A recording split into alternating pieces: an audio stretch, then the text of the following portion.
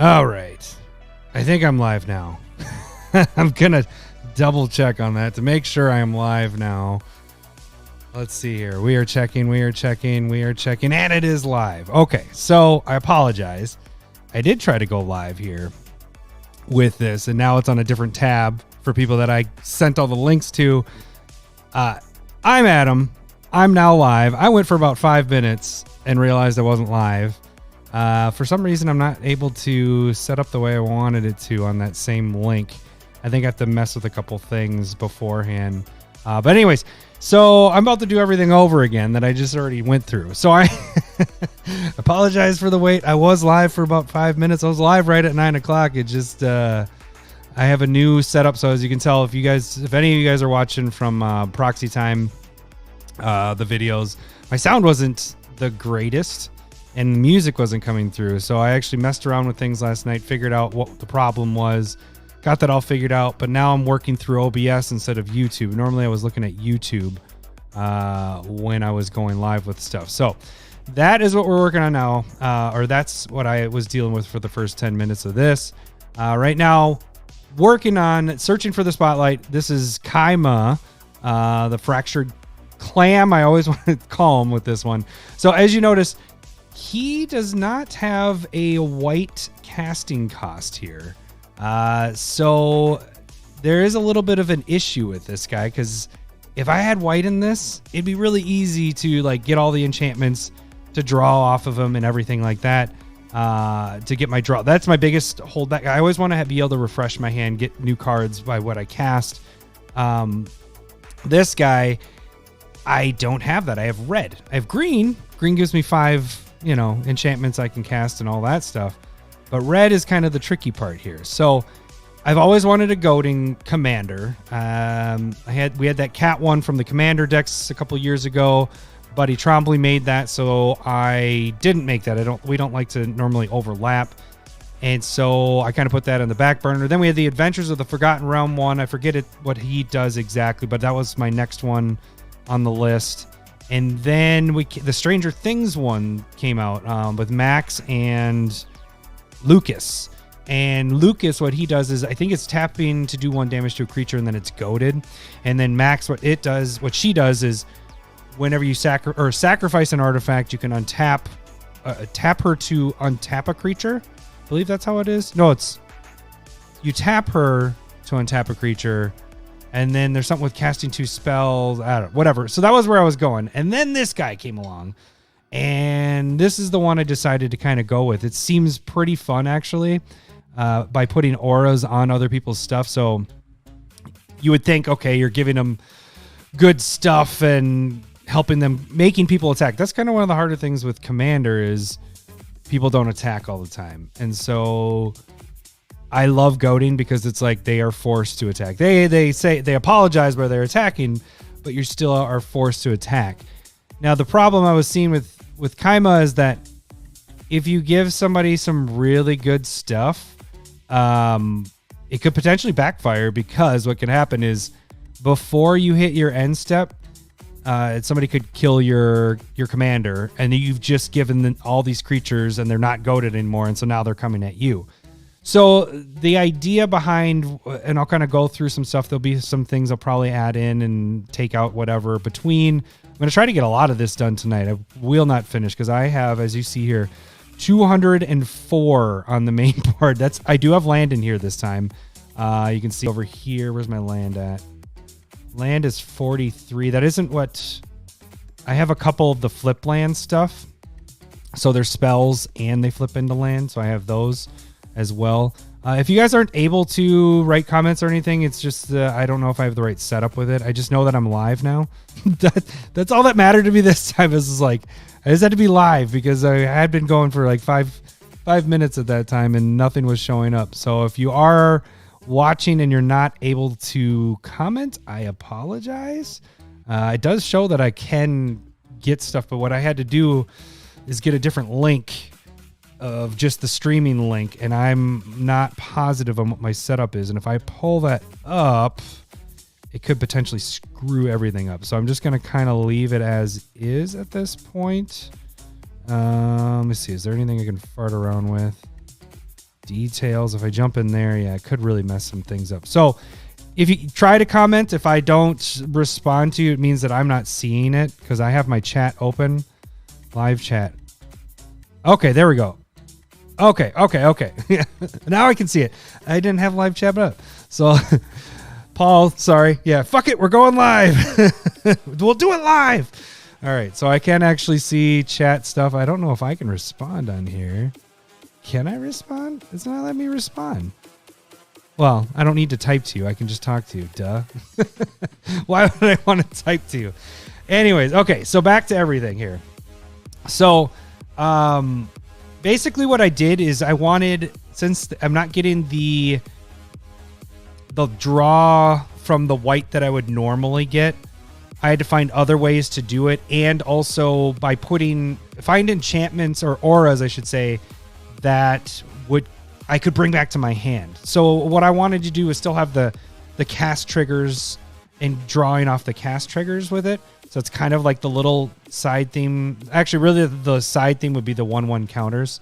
Yeah, the first link, I tried to go live on that, Paul, and it just kept on OBS. It showed that I was live, and I went for like 5 minutes, and then I just went over it, and I just checked YouTube, and it wasn't showing it was live. So I was just like, all right, I'll just start a new link, and I'll have to transfer everything over there. So this is the first one for me, getting out and trying to figure this out. And I just figured out how to do this all yesterday, because before I just had all my settings wrong, and now the sound is good. So, but anyway, so back to this. So the enchantments, the auras that I'm putting out there, putting on other people's creatures, some of them you'll see are beneficial, but those will be probably ones that I put on Kaima instead of their creatures, because I do want Kaima to be enchanted as well, because there's certain things of making the evasiveness, the unblockable, or trample, because it really doesn't have anything else besides goading everybody else's stuff, and hopefully they're all tapped out by the time my turn comes around. So that's the idea. Let's kind of walk through all the cards that I put out on the table. There's a lot that I would have already cut, and I might cut as we're going. Ones that I just know that I'm not going to be in there, but there was some that I just wanted to have as discussion topics of like, yeah, this could work in here, but I'm not doing this, and it's not going to work for this deck. So I did have it all in categories. So as you can see, I have 24 draw cards. I have 7 evasion type cards.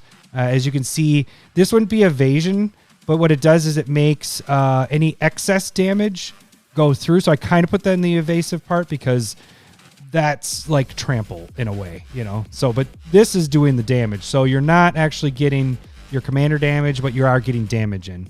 Then we got kind of the Day of Dragons. That's what Larry and I to call it. It's the game winner stuff. There's a few in here. I probably am going to take this out for sure. Triumph of the Hordes. As you can see, I do not have Craterhoof because I'm not playing a lot of creatures. I'm playing more of the Voltron stuff. So these guys work better, because then I can make what creatures I have come out. Theoretically, Kaima is going to be really big. And so all these other little creatures can get just as big by having these out. So we'll go down that more later. Skipping the lands, I mean, I'll kind of go through those quick and show you the ones that I have in here for a green-red deck, for a deck like this. Urza Saga I might take out, because you'll see in a bit I don't have as many artifacts because I tried to stay in theme. So I'm actually probably not going to play Sol Ring. I know, surprising. I'm not probably going to play Sol Ring in this deck, but we'll see. I have it in here for right now, but I don't think I'm going to actually play it. So main theme, which is the auras. As you can see, I have 37. We're not going to have all 37 in there. Protection stuff, 27. That also, I had the land included in that as well. Ramp, 37. Recursion, 8. Removal, I have 10. And then side themes. And then I also wanted to show this card. I'll do it right now because I'm probably going to cut it right here, okay? But the reason why this card doesn't work out for this deck here. So equipped creature gets 2/2 and has menace. So that gives a little bit of evasiveness. That's why I was originally liking this card. But it says, whenever this or an equipped creature deals combat damage to a player, goad each creature that player controls. So you think that would be fantastic for this deck, because what is this deck doing? It's goading, right? Well, let's go back up. if you check out what Kaima does, it says at the beginning of your end step, goad each creature your opponents control that is enchanted by an aura you control. Put a 1/1 counter on Kaima for each creature goaded this way. So how I'm reading it, I might be wrong, but this is how I'm reading it. The only way that Kaima is actually getting 1/1 counters on it is by the auras that are goaded. So if you goad, like if you play Disrupt Decorum and you goad everybody's creatures, you're not getting a 1/1 counter. Links are all in the right place. Thanks, Larry. Thanks a lot, buddy. So you're not getting a 1/1 counter for all the stuff that you goaded that don't have auras on it. The way how I'm reading it is the auras are the only thing that you're going to get 1/1 counters on it. So back to that card, it's not bad, but it doesn't fit in. So it could potentially be in here because you're still doing the theme of goading and stuff like that. So it's not bad. It's just not necessarily fitting with getting the 1/1 counters and doing the Voltron style stuff. So, all right. So let's go back up to the top. I'll keep it there for right now. This could be cool thing about Moxfield, and that's what I'm using, by the way, for this, if you're wondering. I could do this to the considering. Maybe we'll move it to there. And I don't even know where it went. Oh, there it is. It's down here. So we can expand that, the considering board. And we have talked about it in our episodes. We could do the sideboard. Did it actually have I thought it had a sideboard. Yeah, there it is. So you can move to sideboard. So those will be the cards that I like, probably the last chopping block cards. But we'll see. All right, so let's start working our way down. We'll go from the top down to the bottom, and then we'll start moving around to different stuff. I just like to go through and I picked out as many cards as I could, and now it's to kind of just get rid of the ones that right away I'm like, that's not going to work. So Abundance, I think this is a great card. When you're going to draw, you can either, if you're needing a mana, you can go get the land. If you need something that's not mana, I just think it's a good card. It's also an enchantment, so staying with that enchantment base. Ended up having to buy this gal, a little expensive, but I did not have her, so I ended up buying her. That's the most expensive card I bought in this, obviously, and probably was as much as everything else that I bought.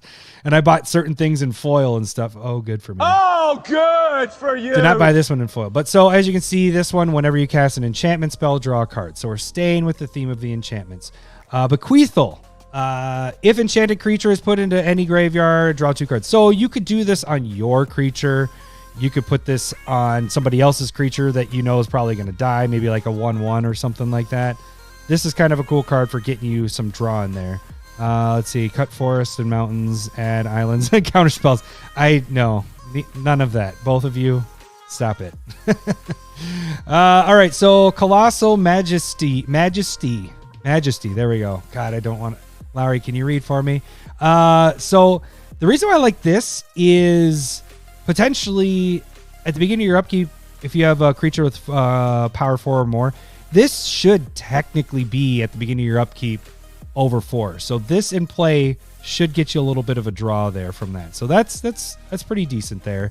This is one of the new cards from the Kaima deck. I have it written here. I'll take a drink. Maybe that'll help me a little bit. So 1 green, 3 colorless. This is from the new deck.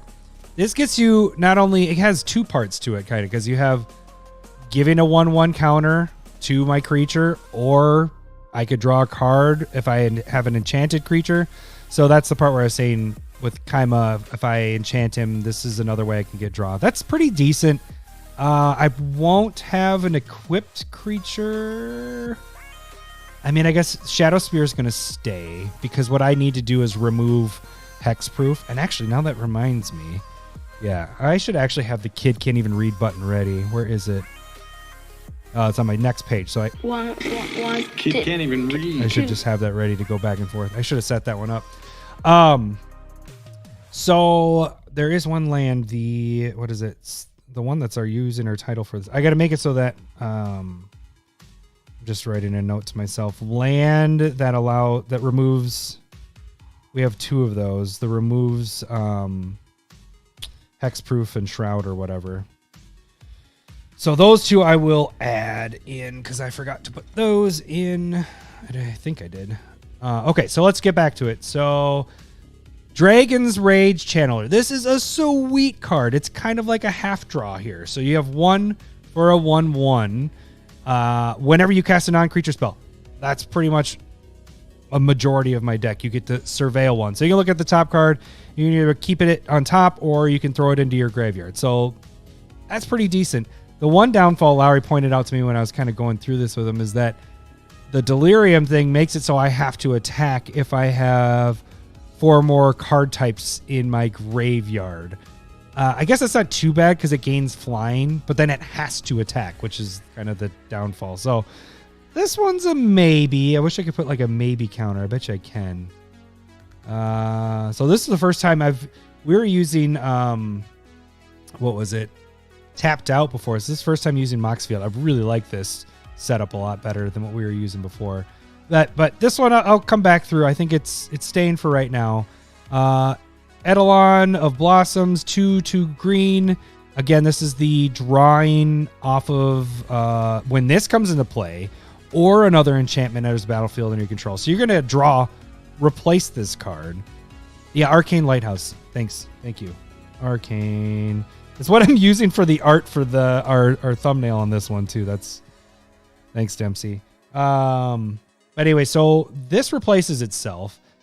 It's also an enchantment. So if you have something like this guy out there, you draw 2 cards off of that. And then whenever you cast another enchantment, you draw off of that. So this is just perfect for this. Enchantress Presence. This is an enchantment, drawing cards off of enchantments. So that works too. Fruit of the First Tree. 3 and a green. This is kind of cool because I like it because you could put it on other people's creatures. As it's whenever enchanted creature dies, you gain X life. The creature doesn't gain that. It's the controller gains that. So that's a couple things I'm going to go. I think I left those on here so I could show you.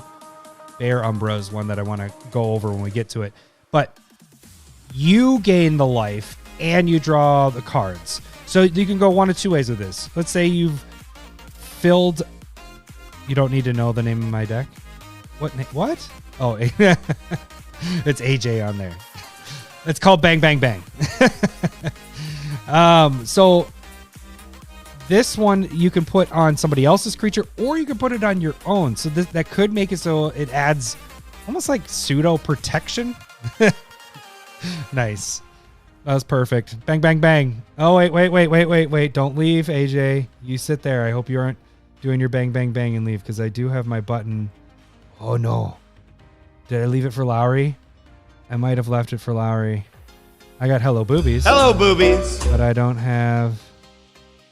I thought for sure I left it in my... I changed them. Oh, no, there it is. I don't want relationship. There you I go. just want bang, bang, bang. I don't want to know Just your for name. you. I just want bang, bang, bang.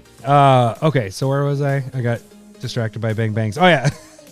So with this... yeah. So you could put it on your creature, and it might deter people from actually killing it. Although it might make them do it quicker because they're like, well, we don't want it to get even bigger. And then it dies and you gain that much life and draw cards. So, but I think this can go multiple ways with this. So actually, I really like this card in here. All right, so then we got Glorious Sunrise. Kind of an expensive enchantment. It's for 5, but at the beginning of your combat on your turn. So when you cast this, you can do this on that turn. Creatures you control get 1/1 and trample. So that gives you a little bit of evasiveness. You can get some ramp off of it. Target land gains 3, or tapping to add 3 forests. Draw a card if you control a creature with 3 or greater. So there's a little bit of draw there, and then gain life. So it has a lot of stuff on it. And so I find I like cards that have options. And so that's kind of why that's sitting there. All right. Hunter's Insight.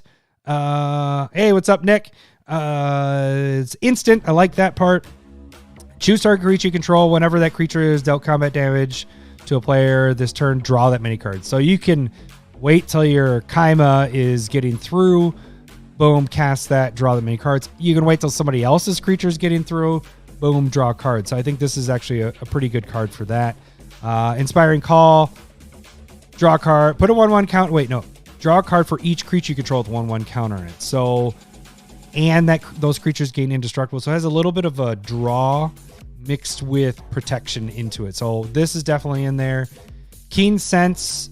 This is a good one to put on other people's creatures, and it gives you draw, or you can put it on your own as well.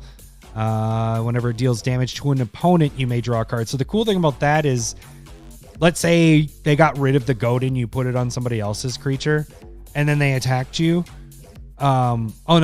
They would want to attack you because it's whenever it deals damage to an opponent. So that would actually more entice them to attack you. But for that's actually a pretty good drop on that. Kodama of the East Tree. So I think this is one I'm going to... I'll wait a second on this. I'm leaning towards... Scryfall is down, so the Moxfield search bar is messed up. You try to search for new cards and not the deck. Okay. So... Thanks for the info there, buddy. Kodama, I like this because you're casting an aura, and then you get to play something else from your hand. I really like this. It's 6. I don't think I'm going to keep this. I got to make cuts. So I think Kodama's going to go out. It isn't an enchantment, so it doesn't fit in with what I'm doing. So that one's getting out, but I think it could be good. Kodama's good. Just a good card. Crewfix's Insight. This is reveal the top 6 cards of your library. Put 3 enchantment cards in your hand and the rest in your graveyard. You're playing an enchantment style deck. I think this is good for this, for a 3-drop. Looking at getting 3 cards. This is probably staying in there. Miri's Guile. So we got Miri's Guile and Sylvan Library here. Yeah, I love Kodama, so it's hard for me to get rid of it. Sylvan Library and Miri's Guile. I don't have Senseis in here. So again, the typical artifacts that I would be playing, I don't have in here because I'm trying to stick with the theme of enchantments. So Miri's Guile comes back in. I used to play with this all the time before I had Sylvan Library. Now I own a Sylvan Library. Fuck, let me get back there. Oh, good for you. So now I play with Sylvan Library over Miri's Guile. Well, now that I would do Sylvan Library and Sensei's Top. But now that I'm not playing with Sensei's Top, I wanted Miri's back in here. So Miri's is just sweet because you're just setting your top. Like for a 1-drop, and it's an enchantment, fits all that. Momentous Fall. As an addition to this spell, sacrifice a creature, draw cards equal to the sacrifice creature, gain life to its toughness. So this could be sweet in somebody killing targeting your Kaima, and you just, all right, well, screw it. I'll draw and gain life off of it instead. Is it... I got to make a lot of cuts, so that might be one that goes. I'm not doing as many cuts as I thought I would. Aura and Frostfang. Attacking creatures have Death Touch. Fantastic if I'm adding Trample into this and giving Kaima Trample, and then they get Death Touch. I just have to do 1 damage to that creature. I learned the hard way because Lowry did this to me. Did 1 damage to my creature because then it kills it, and then the rest of the damage goes through. It doesn't matter if that power is like 10 or 20 or a million.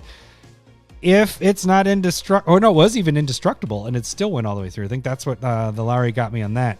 Is I had something that was indestructible, and he had the Death Touch Trample, and it just goes through. So this added with the evasive of Trample, and that's kind of the evasiveness I was going with, just still gets your damage through and kills the creature without it killing your guy. So, it would still kill the guy, but the Death Touch is kind of nice.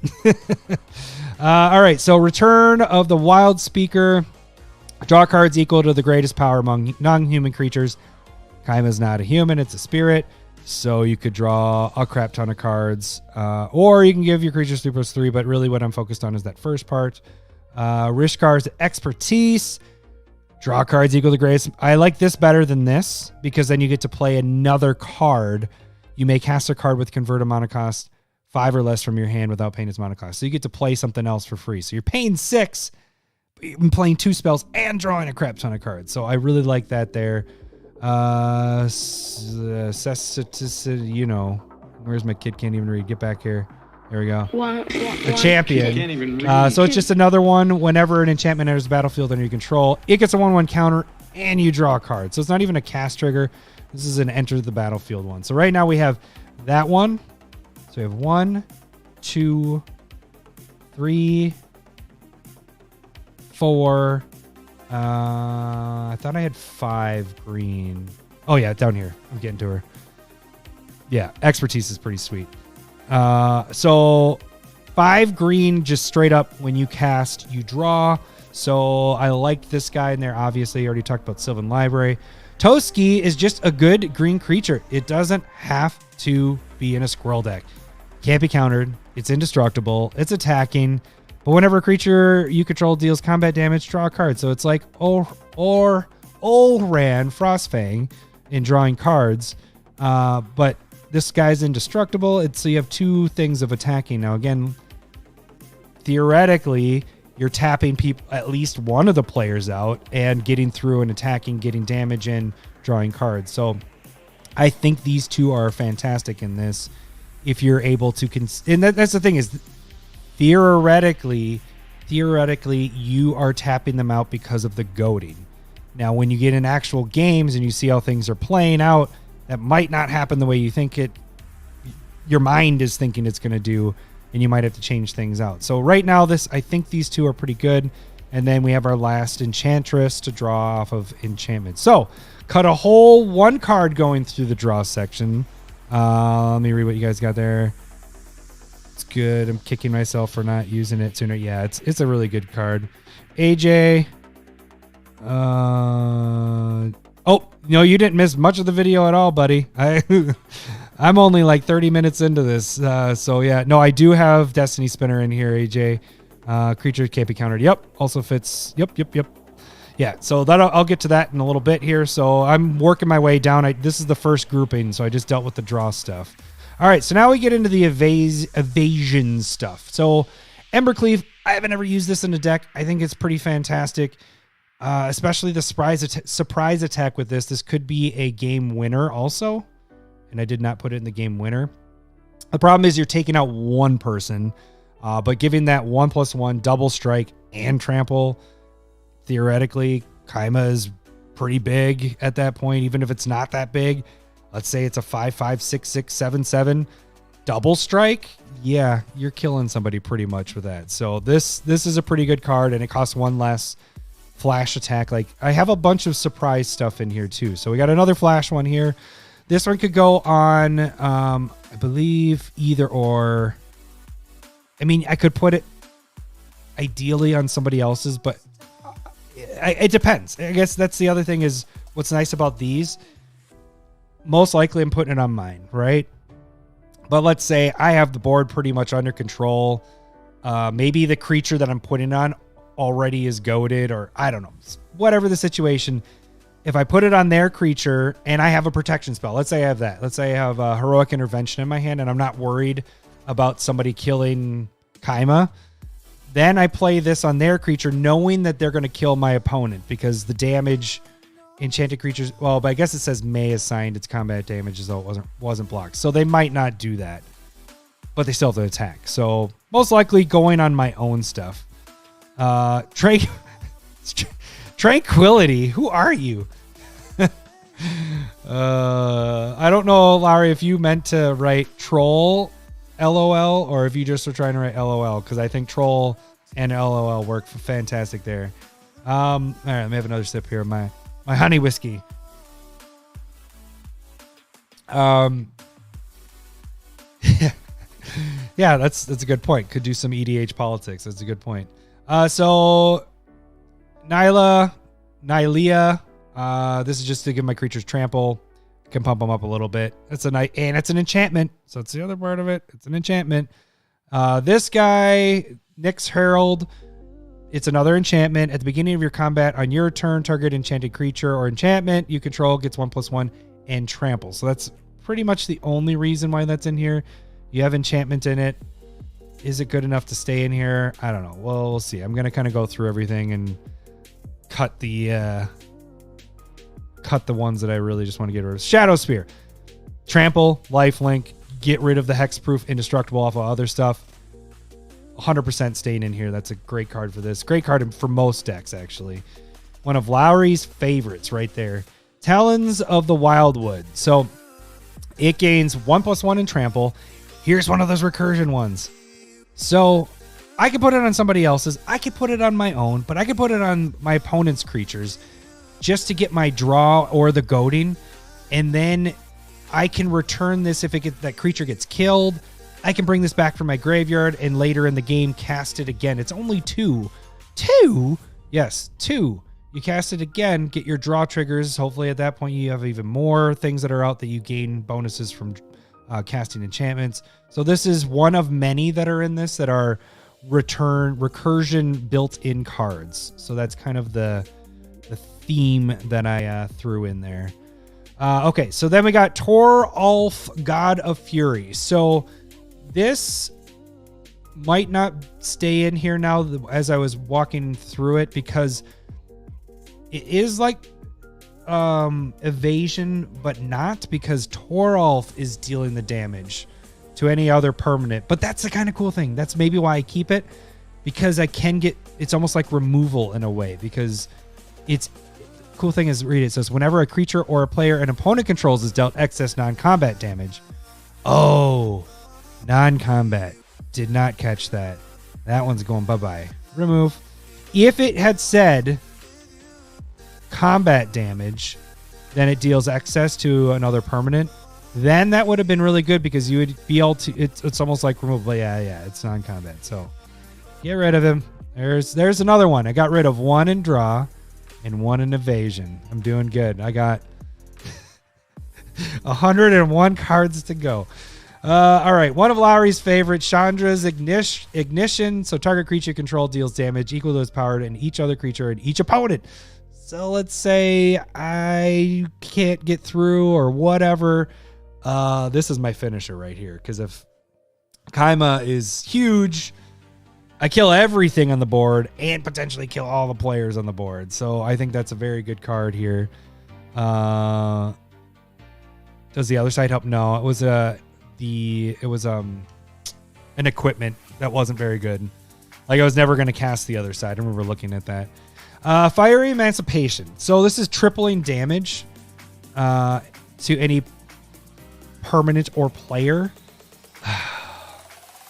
Okay, it's good, but is it good enough? I don't think so. It's probably going to cut. Got to start cutting things. Fling. Okay, so I just wanted these in here to show you. I'm going to keep this one. I'm getting rid of this one. 1 more mana does the exact same thing, except I can flip it over for a land. So that, in my mind, is worth it to me. So I want this one, and we have another one with green. Getting the recursion. So I'm doing the same thing there. Kadis is pretty sweet because whenever a commander you control deals combat damage to an opponent, deals that much damage to each other opponent. So if I know I can get one person tapped out with my auras, and then I just have to go after that person and kill everybody at the table. Yeah, it's also 3. Yeah, for Fire Emancipation. That's kind of the hard part with that one. So, but Kadis, I think is really good for getting the whole board. So that I love this guy in there. Overwhelming Stampede. So these are my game winners. I should have ordered this a little bit different. This should have been towards the bottom, but I'm just kind of going down my list. Your creatures get X+X, where X is the greatest power among creatures you control. So ideally, Kaima is huge. Pathbreaker Ibex, whenever it attacks. So you can do this multiple times because every time you're attacking with this creature, you can get it as long as it survives. Greatest power among creatures. So similar things going on here. I probably I like the trample there though. So if I have these 2 going on, I'll probably get rid of one of them. One's a creature. This one's surprising. We're doing this one out. Because you're gonna see that one coming, and people are gonna kill your stuff when they see that coming. Okay, so this is out of order. Well, let's come back to lands. We'll come back to it. Okay, so now we get to the main theme of this deck. So these are going to be my auras. Yeah, Wraths do, but my protection, I do have a lot of indestructible stuff. So when I get to protection stuff, so you'll see in a little bit, we got regeneration stuff. We have indestructible. We have hexproof. So removal is my biggest. I'm not going to run Craterhoof. I'm not going to run Craterhoof because I don't have enough creatures necessarily. I would if I was playing a lot of creatures, but I don't have a crap ton. I mean, it probably shows I do at this time. Oh, no, because I sorted everything. Creatures are down here. So I have 40 at this time, but they won't stay that way. So, yeah, for sure. The vowels are going to be perfect in here. Just saying, it doesn't protect your auras in opponent's creature. Yeah, no, that's why I'll have the recursion. So let's get in the main theme here. So Ancestral's Mask. So I don't know if I'm going to keep this in here, but that seemed really good to put on Kaima to get it even bigger. So for now, that's staying there. Bequeathal, we already talked about that one. Bonds of Mortality. So this is another removal of Hexproof and Indestructible, and it is an enchantment. I'm going to have both those lands and Shadow Spear. I really need to be able to target people's creatures. So this might stay. Originally, I was going to get rid of it, but it might stay. Okay, so then Bonds of Ill Omen. This is a pretty sweet card. So, yeah, you have cumulative upkeep, but you put it on somebody that's casting a bunch or has a huge hand. They can't play creatures anymore. So you just put it on their creature for 1, 2, 3 turns. Any point of the game, really, that you're playing this, you're stopping them from casting more creatures. So I kind of like this card. Also, Larry pointed out, this is a reserve list card, so it's actually pretty good. The new dude from the same commander deck. Whenever an aura and equipment enters the battlefield under your control, create a 2/2 spirit. So this is going to just help my Meat Force, hence the name where Meat Force came from. Making a Meat Force army with that. And at the beginning of your end step, put a 1/1 counter on each modified creature. So it's also adding into the side theme with the 1/1 counters with this. Crown of Flames. Just a 1-drop. Fire breathing on it.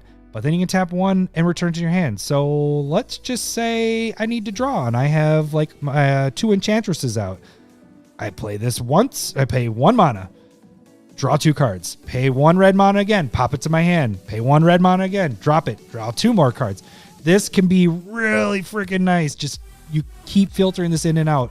Coming in and out. Putting it on their creature. And they're not going to pay. And I'm not positive on this. I have to activate the giving it 1/0. I'm pretty sure because I own it.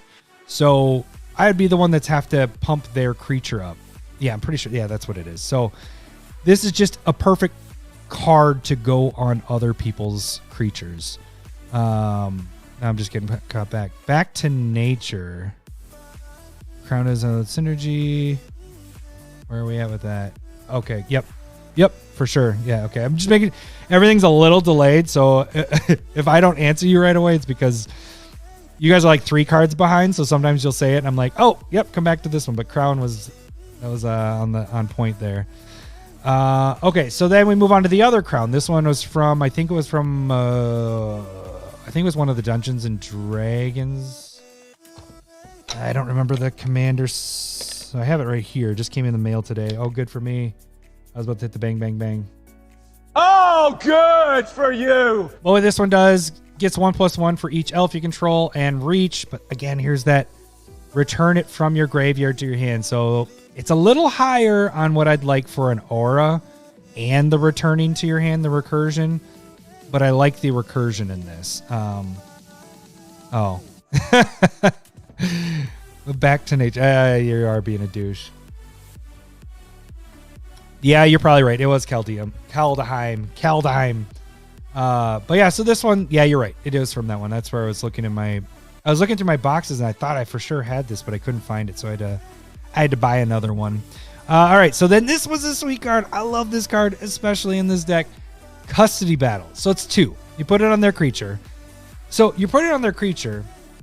You get to your end step. It's goaded, right? So it has to attack on its next attack phase.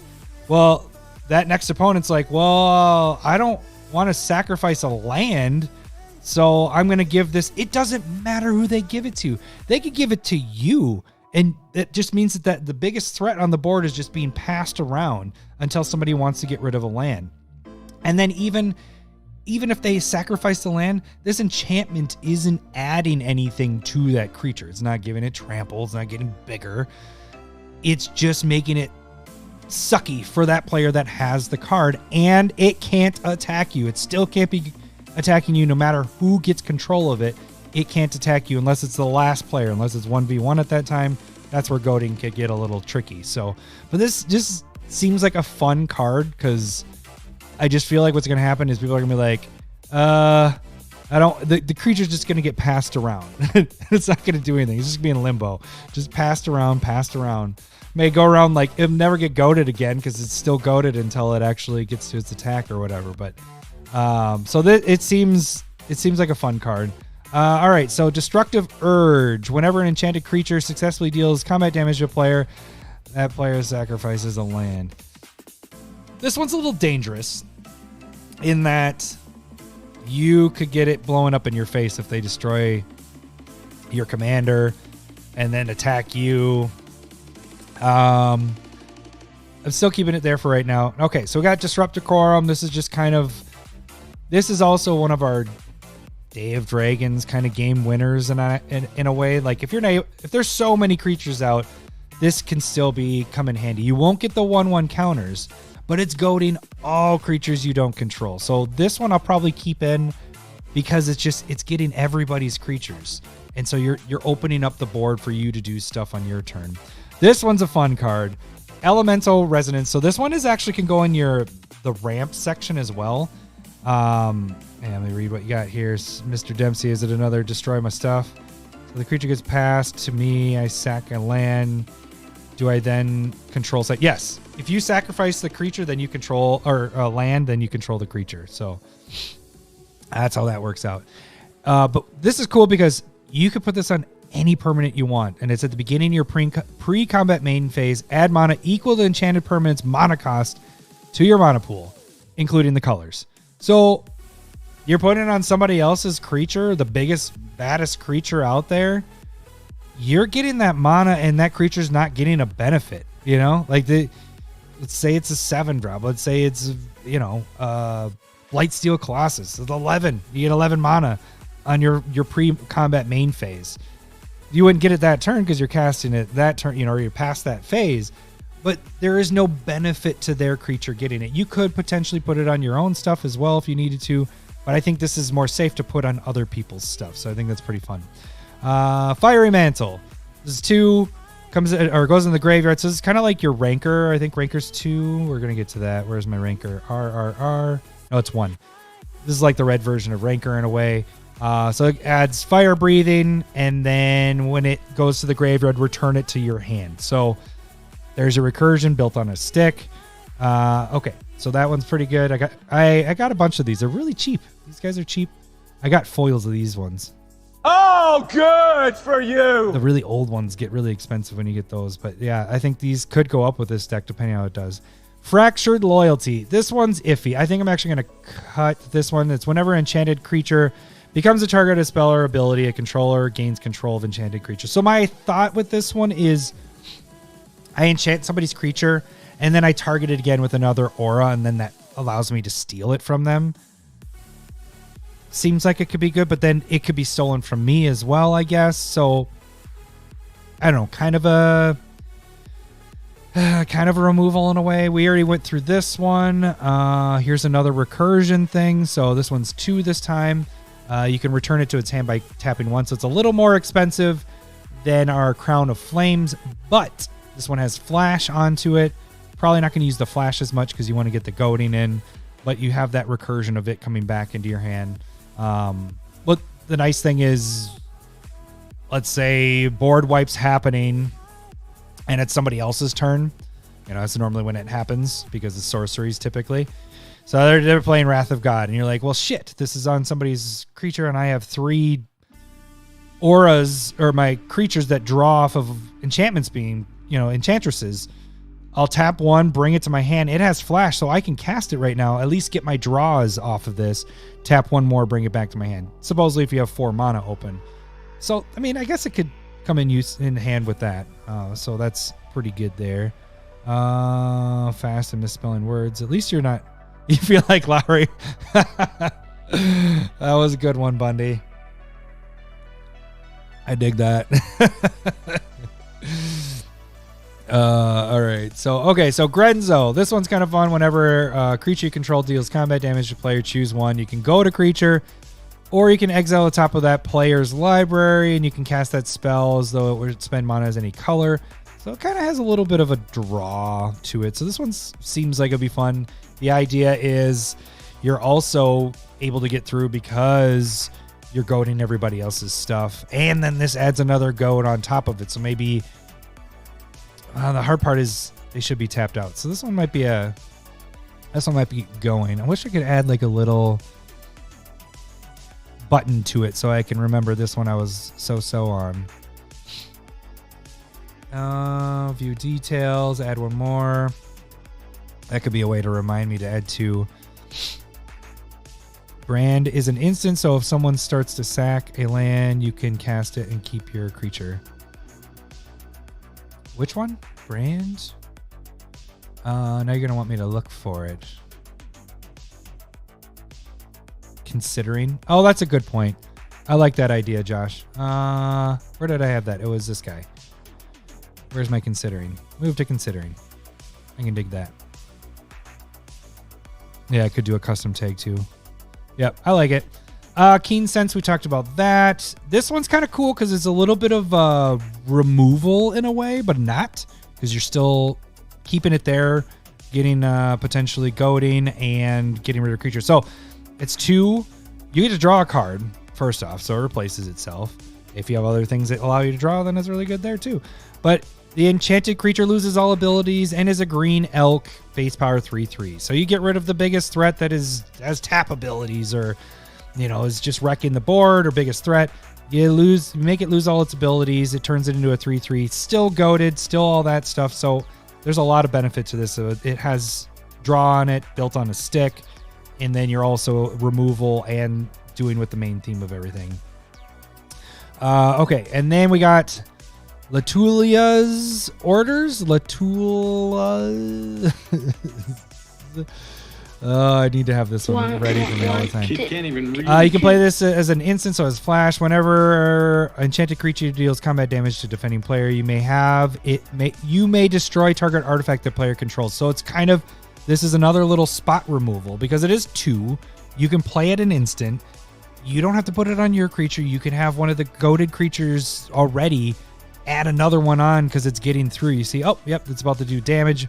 Boom, I'm putting this out there. We want to get rid of whatever artifact that player has. So this, or you put it on your own stuff. And when you realize yours is getting through, you destroy an artifact that's causing you a headache. So, which are Josh and Nick, are you guys talking about a different card? Brand is an instant. Oh, no. Okay, never mind. If there is another card that you guys are suggesting, let me know. And what I can do is pull up my other menu here, and I can search for it. I don't want it to pop up on here necessarily, but I can search for it if there's other. Just to care. You're referring to Kenrith. Okay, so where was I? Lignify. This one also is a removal in a way, but it's still a creature, so you're still getting that benefit. So this is also fantastic. Lure can be pretty brutal. I like the idea of this because if you're already goading a creature and you have, or lure is the reason why it's being goaded, you put it on their worst creature, or maybe their weakest creature, and allow all their big stuff to go through and kill that player. So this could be search for the brand. Okay, let me just look for it really quick while you're there. Just want to make sure. Search for the. I got search for. Oh, not search. The brand. Is that what I. Flames of the brand? Is that what you're talking about? Death touch. Yep, kill all things. Yes. It's a red card. Search for brand. Is it just brand? Is what you're saying it is? Let me look. Got the brand. Oh, brand. Gain control of all permanents you own. Is that what you're talking about? Brand to gain control of all of them? Hard part is then you go on your stuff. So I'm not sure I'd want that necessarily because I don't know if I want all those auras all on my stuff. Maybe. Because there aren't any that are, well, there are some that are bad on there. So I don't know if that would fit necessarily in what I'm doing here. Okay, so then Boulder Vine Cloak. This one has a little bit of recursion because of the dredge. So that's kind of why I had that in here. The 3+3 is whatever, but it's an aura that if it gets destroyed, you can dredge and get this back in your hand to draw more. We got Mortal Wound. If a creature dealt damage, if a creature is dealt damage, destroy it. Because I was thinking you could put it on something that's really big that they have. Considering I like that it's a 1-drop. We're gonna move it to considering. With custody battle, yeah, I like that. One with nature, love this card. Whenever enchanted creature deals combat damage to a player, this is a 1-drop aura. You may search your library for a basic land card, put it on the battlefield tap. So this is also ramp. But you're putting it on their creatures. You're putting it on your creature. This one can go anywhere. So I like this one a lot. Predatory Impetus. This one's a big one, though. 5. It goads the creature, and it must be blocked. It gets 3+3. So it has the goading already built in. I'm going to put this to considering. Ranker, like I talked about, fantastic card. This one reminds me of Lowry. This is what he used to play when we were kids all the time. Gives it 2+0, trample. When it goes to the graveyard, return it to your hand. So there's your recursion right there. Ruin of Might. You're drawing a card. It is also an enchantment. Making sure you don't have to put it on your stuff. So it's an enchant permanent. It's going to get 1+1 in trample. So you could put it on your, Kaima, and it gains the trample. That's my little evasiveness stuff there. So that's kind of like that. Shiny Impetus. I love this because you're getting a treasure token off of it, and it's being goaded. So it's better than that other one, the green one. This one is, you're gaining treasure. You're gaining mana off of this. So I love this card in here. This one's off the new Commander set. For each of up to X target creatures, create a red aura enchantment token named Smoke. Smoke Blessing attached to that creature. Those creatures have, when enchanted creature dies, it deals 1 damage to its controller, and you can create a treasure. So they will get a treasure token off their creature dying. But you're making a whole bunch. You just fill the board up with creature or auras that they will all be goaded. Your Kaima gets huge, and it's built in onto it. This is just a fantastic card. I love that they made this card. Seems really good. This one seems kind of fun. This is a situational thing. I think I like it in here, but it's creatures with any enchantments on them cannot attack or block. So this depends on what's going on in the game. You draw this card and you already have enchantments on yours. Ugh. But it might not be bad because at some point somebody might kill your creature, and at that point you may have already put enough enchantments or auras out there that you play this and they can't block or attack you. So they're just open and you just start swinging through with whatever you have. So I think this is actually a potential good removal in a way. We already talked about Talons. This is also off the new one. So enchanted creature. Let's see what the token ones. Oh, you're talking about the Spirit's Aid. Yeah, definitely for the token stuff. Unquenchable Fury. It's an enchantment. Enchant creature has, when this creature attacks, it deals X damage. Where X is the number of cards in their hand. Again, when it's put into the graveyard, return it to your hand. So we got the recursion built in on a stick. Love it. This one was a card I didn't realize was in the Dungeons and Dragons set. It's a Spirit Dragon. It's a 3/4 flying. That's not bad for 4. When it enters or attacks goad target creature, and then whenever a goaded creature attacks, it deals 1 damage to its controller. So that's what this deck is doing. This is brutal. Like, you got enough goaded things out there, and then you play this. Yikes. They're not only having to attack with everything, they're also taking damage every time they're attacking. So this is really good. We got the vows in here, obviously. Those things are fantastic.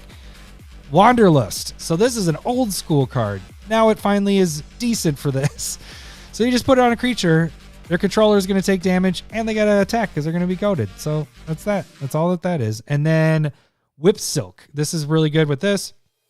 because you can return it to your hand like the red one. You tap 1, put it out. Tap 1, return it to your hand. Tap 1, put it out. So you're just drawing off of potentially or if their creature's dying, return it to your hand so you're not losing it. So this is a really... There's a lot of good recursion stuff, and I think that's what's going to end up happening is what's going to get cut from this are the non-recursion stuff. Yeah, I know. Wanderlust is such an old school, like this card. Like, I still have a whole bunch of them in my garbage stuff. All right, so let's move into the protection stuff. So you were wondering about protection stuff. So here's what we got going. So we have an aura that can give my stuff hexproof and can't be blocked by more than 1 for 2. That's not too bad. Asceticism. Mine can't be targeted. I can regenerate. So if we have destroying, I can regenerate my creatures. Aspect of the Mongoose also is an enchantment aura. Can't be targeted. And then if it's put in the graveyard, return it. So we got a recursion as well there. Okay. This is what I want to talk about. Let me get a little drink before we get to this guy. So the thing you have to be careful with, and I had to research this a little bit because I was originally getting a whole bunch of the totem stuff. And I was like, oh, this is perfect because I can put it on my stuff and it protects it, you know, or I put it on theirs and I get the benefit. Well, here's the thing. Bear Umbra says enchanted creature gets 2/2 and has. So it gives this, anything that comes in the parentheses, that creature gains that and it's for that controller, not for the person that controls Bear Umbra. Now, if it just said enchanted creature has 2/2 and whenever it attacks, untap all your lands you control, like if it didn't say it gained that, if it was saying the aura is that, then you would be able to draw. But what happens here is the creature gains that. So when that the controller of that creature attacks, you untap all lands you control. So it's doing it for that player that controls the creature. Why do I still have this in here? Because it's really good with my creature. Because mine not only will get totem armor, which is kind of like a pseudo protection in a way, because when enchanted creature is destroyed, instead remove all damage and destroy the aura. So that's good. But also it has the untapping all your lanes you control just on attack. So this is why that's staying in there. It's gonna stay in here because it's just really good. What'd you say? I remember playing 4 of them, mono green decks. Yeah, Wanderlust is brutal. Okay, Blinding Fog. All damage will be dealt, so there's a fog here. Creatures you control gain hexproof, so that's mainly for the hexproof part. Blooming Defense, hexproof. Canopy cover. Can block creatures with flying. Also can't be targeted spells or whatever. Chef's Kiss. This was mainly, it's the same thing as Deflecting Swat. It's my counter spell. It's my protection for my creature. So if somebody's casting something to destroy mine, I'm going to cast this and gain control of it, then copy it and reselect targets, and they can't be mine. So at the very least, it's just not hitting my creatures. So that's why I have this in there. Dawnglade, very expensive, but I will draw off of it. And my creatures and my permanents will have hexproof as long as I'm the Monarch. Monarch's another... Monarch... Goading's like my favorite. Monarch is like second. I just like when people are forced to attack because it just keeps the game moving. Deflecting Swat, same thing like I said as Chef's Kiss. That's what AJ was talking about earlier. Destiny Spinner. Creatures and enchantment spells you control can't be countered. Has a little bonus of turning a target land into an XX, where it's equal to the number of enchantments. So that actually could come in handy later on. So that's actually, and it's an enchantment as well. So if I have the draw stuff off of that, I'm getting some stuff there. Guardian Augmenter. So this one it has the flash. It's only 3. It'll get my commander 2/2. But the other main thing is the hexproof, the surprise hexproof with this. And that's how I would probably play this, is more of a surprise, you know, so that they don't know that it's coming, trying to target it, get rid of their removal and all that. Hapatra's Mark gets hexproof until end of turn. Heroic Intervention, one of the most fantastic green protection spells. Inspiring Call, there's your indestructible. So we have that from Heroic Intervention. Inspiring Call. The Asceticism gives you the regeneration, so it's kind of like the same thing. Lightning Greaves. I might be getting rid of this. I'm not yet, but it is going over to considering. it's good. Don't get me wrong. It's good. But I'm trying to stay with the theme. And that's how I build stuff. Yeah. Surprise hexproof. Yes, exactly. I try to stay with themes as much as possible. And that and Swift Foot Boots are probably going to get cut. But I just wanted to show that they're in there. They're good. They should go in almost every deck. I just think I have enough in this for my protection here and all that I don't need it. So let's go to this whenever. So the reason I put this in protection, which one, Nick, could hurt me big time? I'm not sure which one you were talking about that could hurt me. One with Kami, whenever enchanted creature or another modified creature you control dies, gives you one. So it's off the new commander deck. So this also has flash, so maybe they are killing my guy, my commander, my Kaima. I have to keep looking down at my paper. Pronounce it this way. Kaima. Greaves. Yeah. Couldn't hurt you. Yeah, that's a good point, too. The Greaves could definitely hurt me. Yeah. You speak good words. So what I'm going to do is I'm going to get rid of that. Because that could hurt me for what I'm actually doing in this. Wow, I'm only here and I've been going for like an hour. I see what you're talking about, Larry. Going through all these cards, it takes a long time. So the idea with this is if, let's say my Kaima is really big and somebody's killing it, I can at least play this and gain a bunch of spirit tokens off of it. It seems okay. It seems okay. The cool thing, though, with this is my other enchanted creatures, if they die, modified, ideally, enchanted creatures, you get 1/1 counters. But I don't want to bank off of my creatures dying. I'm trying to protect them. So we're moving that to considering as well. Other tapped creatures you control gain death touch. So we have another creature that's giving death touch. Untapped get hexproof. So this, potentially, you can give it hexproof by untapping it. Or you just don't attack with it. You think cut it? You think cut that other guy? Yeah. 4. Am I going to hold up 4 for that? Yeah, I have a lot to get rid of. Get rid of it. All right. I trust you. Trust you. Where was I? Okay, so this one, I think I have enough other stuff. I do like the death touch in there, though. I do like that, so we'll keep it there for now. Serpent Skin. This gives me regeneration. I can play this as an instant, so that's kind of the cool thing about this one as well. I can put it on there, regenerate my stuff. I think it's pretty cool. This one's really cool. I like this card that just is in the commander set. Put a 1/1 counter on each of up to X target creatures you control. Auras, equipment, and modified creatures you control gain hexproof until end of turn. So let's say you can't even put it on a counter on anything. Let's say you only have 1 green. If you already have things, auras and equipment on them, they gain hexproof. This is just a sweet card if you're playing with auras or equipment, which a lot of times you are. Not even just in this deck. Just think of equipment like the Greaves and all that stuff. Well, you wouldn't want it because you have hexproof. That doesn't make sense. But this could be used a lot. This is I like this card a lot because you can give, if you're not playing a lot of that stuff, you go, all right, 1 green, 5. I'm giving 4 of these creatures a 1/1 counter. And now they have hexproof. Protection right there.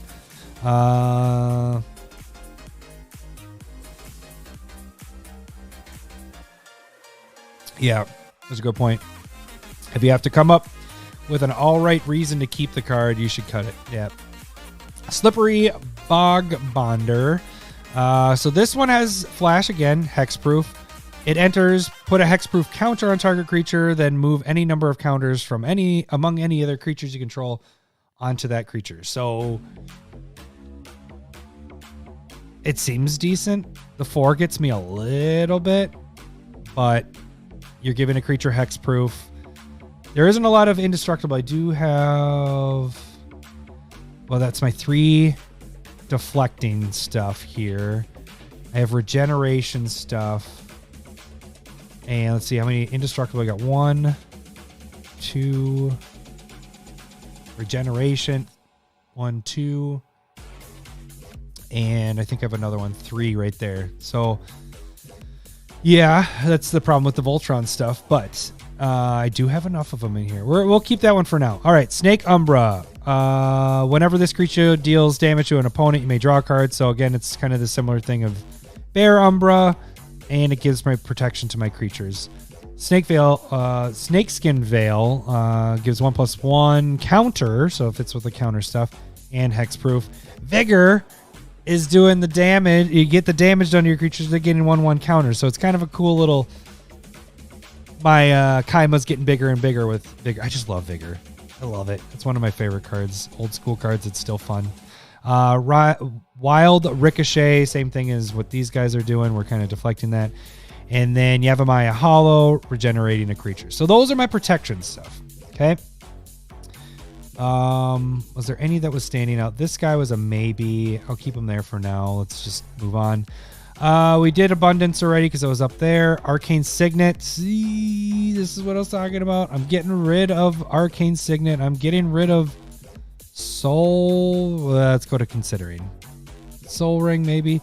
It just isn't fitting in my theme. You'll see here in a second what I'm doing instead. So, Auger of Autumn. Look at the top card of your library anytime. You may play lands from the top of your library if you control 3 or more creatures with different powers. You may cast creature spells from the top of your library. This is just a good card, along with, where is Oracle of Moldiah? So we got Oracle of Moldiah in here as well. Just playing lands off the top is just really good ramp. Azusa Lost with Seeking, untapping, or being able to play 2 additional lands on your turn. Great. Burgeoning. Whenever an opponent plays a land, you can play one from your hand. Great. Carpet of Flowers. This one I was going to get rid of because I don't like to depend on other players' stuff. And yes, there are a lot of douchebag blue players. I like playing blue too, but it's the number of islands they control. And they do like to play a lot of islands. I don't think that one's going to be good in this. So I'm getting rid of that. Courser of Crewfix. It's also an enchantment. Play the top card and land. You can gain life off of that. Pretty good. Court of Bounty. I'm going to cut this one. But the idea was an enchantment. I do like it. You're becoming the Monarch. We're getting more Monarch with that. You may play a land card from your hand on the battlefield if you're the Monarch. The problem is, if I was more creature heavy, then I'd like that one a little bit more. Okay, so now we're getting into why I was getting rid of the Soul Ring and the Arcane Signets is because I'm playing a lot of these kind of lands where it's putting it on my land. So Dawn's Reflection, enchant land. Whenever enchant land is tapped for mana, its controller adds 2 mana in any combination. So it's an additional. So yeah, it's 4, but now your land taps for 3. Okay. Now you're thinking, well, crap. I'd rather have an artifact like any artifact that, like the Mana Rocks. We'll get to the lower ones of this. And the thing is like artifacts are removed much easier than enchantments. Enchantments are one of the more things that people don't target as often. Our group does a little bit more, our play group, but enchantments are probably the after Planeswalkers. Planeswalkers, I don't think there isn't removal, it's just attacking them, So out of like removal stuff, enchantments just don't get removed as much. So these I actually consider safer than your artifacts. The difference with the artifacts is you're able to play, you turn 1 into Soul Ring. You can tap your Soul Ring to do other things, where these you're putting it on a land. Supposedly you already have your land tapped, but you might not. If you do, that's fine. Your next turn you have a couple. So we'll see how this works. It's the enchantments fitting on with the theme of everything. Dockside Extortionist. Good card. It is a very good card. I wish it wasn't your opponent's, because this would be really, really brutal if you included yours. But I still think it's a good ramp spell for 2. We don't have a lot of enchantment and artifact removal, so I think this will still stay in there. Dryad of the Elysian Grove, another enchantment. Additional lands. All your lands are every basic type, land type. We talked about this guy earlier. Exploration. Play an additional land. Fertile Ground. Whenever enchanted land is tapped for mana, its controller adds 1 mana of any color. Adds 1. Okay, so it's being tapped for land, and now it's being so it's 2 off of that. So it's a 2-drop mono rock in a way, but you're putting it on one of your lands, so it's if it's one that's already tapped, then you're not being able to use it. But this is really good. This is taking the place of what those artifact mono rocks that you're missing out on. Gift of Paradise does the same thing, except you're getting... This is tapping for 2. It's 1 more, you're gaining 3 life. How much ramp do I have? This one doesn't seem as good because it's 3. We're keeping it there for right now, but this one I might get rid of because once I start getting to 3, I'd like it to add 3 at that time. Glittering Frost. Tap for an additional, so this one be adding 2. So that one's 2, that one's 2. We talked about that guy. Herald of the Pantheon. This one is making your enchantments cost less to play, and you're gaining life, so it's a little nice there. Jeska's Will. Fantastic card. It's a little bit of ramp and a little bit of draw potentially. Or I should say, if you have your commander out, it's an and. This one might be too slow for me. Whenever a land enters the battlefield, you have to remove 3 quest counters. I'm going to get rid of that guy for now. Kodama of the West Tree. This is a really good card. Really good card out of the new Kamigawa set. So modified creatures you control have trample. Boom. There's my my evasiveness. But then this has whenever a modified creature you control deals combat damage to a player, search your library for a basic land, put it on the battlefield tapped. So this is getting the evasiveness to giving them trample, which is what I want to do. And it's also allowing me to get a land, which is really nice. Yeah, no, there isn't a landfall. Yeah, I know that some of these are going to go because there isn't a landfall theme in this. All right, this one is really good. The Wanderer. Whenever an enchantment enters the battlefield, look at the top 3 cards of your library, reveal a land card from among them, put them in your hand. So that's giving you a little bit of ramp. New Horizons, adding the counter. So I like that. And then your land has 2. So what's different with this one and this one is that's 3 life, a 1/1 counter. The 1/1 counter fits in this theme a little bit better. So I like this one more. I'm down to, I got 88 cards to go, guys. I can do this. Nyx Bloom Ancient is an enchantment, is giving you triple the mana. Oh, it's such a good card. It's staying there. But Old Gnawbone, Mr. Old Gnawbone, I just don't think it fits in the theme. I'll put it in considering, but it doesn't fit with what I'm doing. The Omens, which I actually also have the red one as well. The green one gets a land. It's an enchantment. Has flash. Gets you scry. Like, there's a lot to this card. I like this guy a lot. We talked about Oracle Moldiah. Overgrowth. Whenever enchanted land is tapped for mana, its controller adds 2 to its mana pool. So this one is nice because it's 3 and you're getting 3. So I like that one a lot compared to the other ones. Sanctum Weaver. You're adding mana for each enchantment. So this can get really brutal. I mean, it's at least adding 1 for her. But how many other enchantments do you have out? And it's getting that much bigger. So that one's pretty good. The Great Henge. This should come in pretty cheap because of my commander, potentially. It's giving you mana, so it's a mana rock. Giving you life. Yes, it's an artifact. But we also... It's giving you a counter, potentially, on the creatures, and a draw.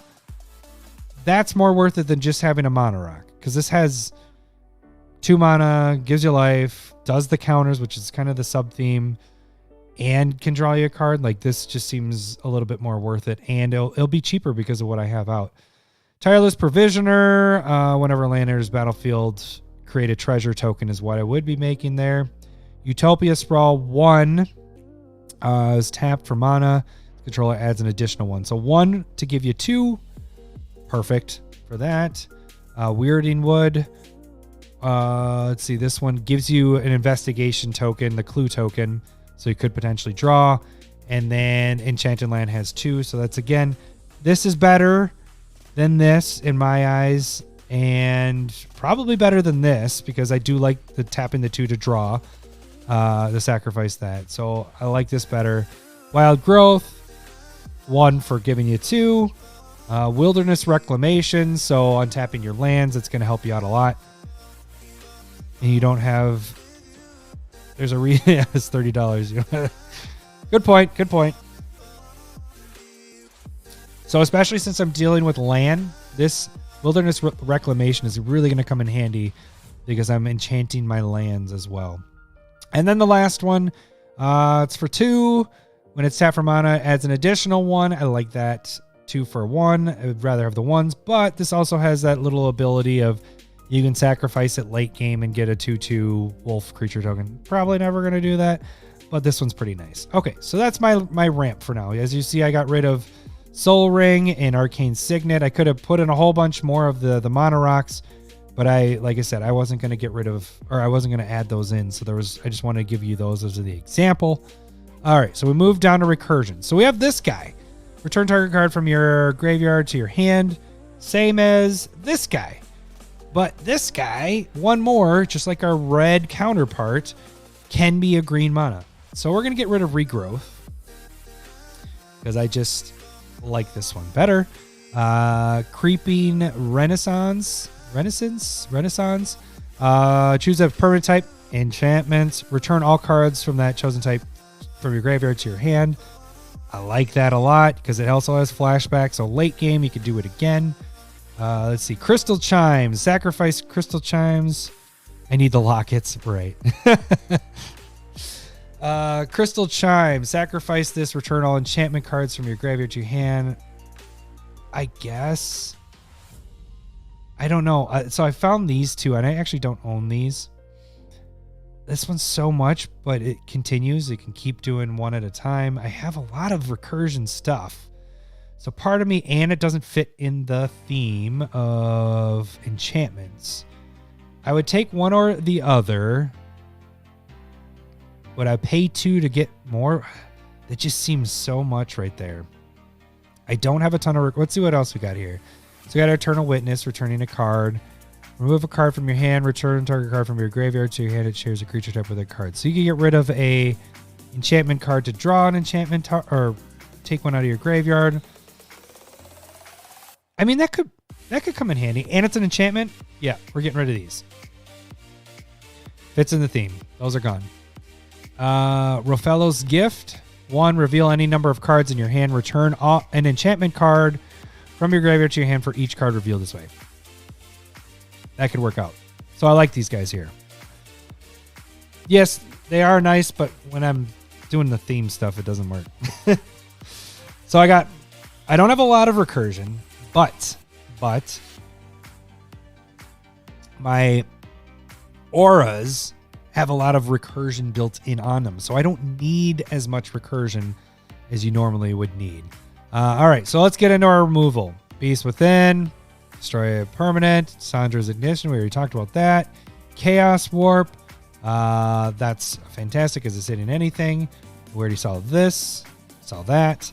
I added this one in. This one seems pretty...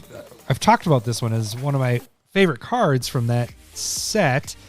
And what's nice is I can deal damage to each creature without flying. It could hit mine.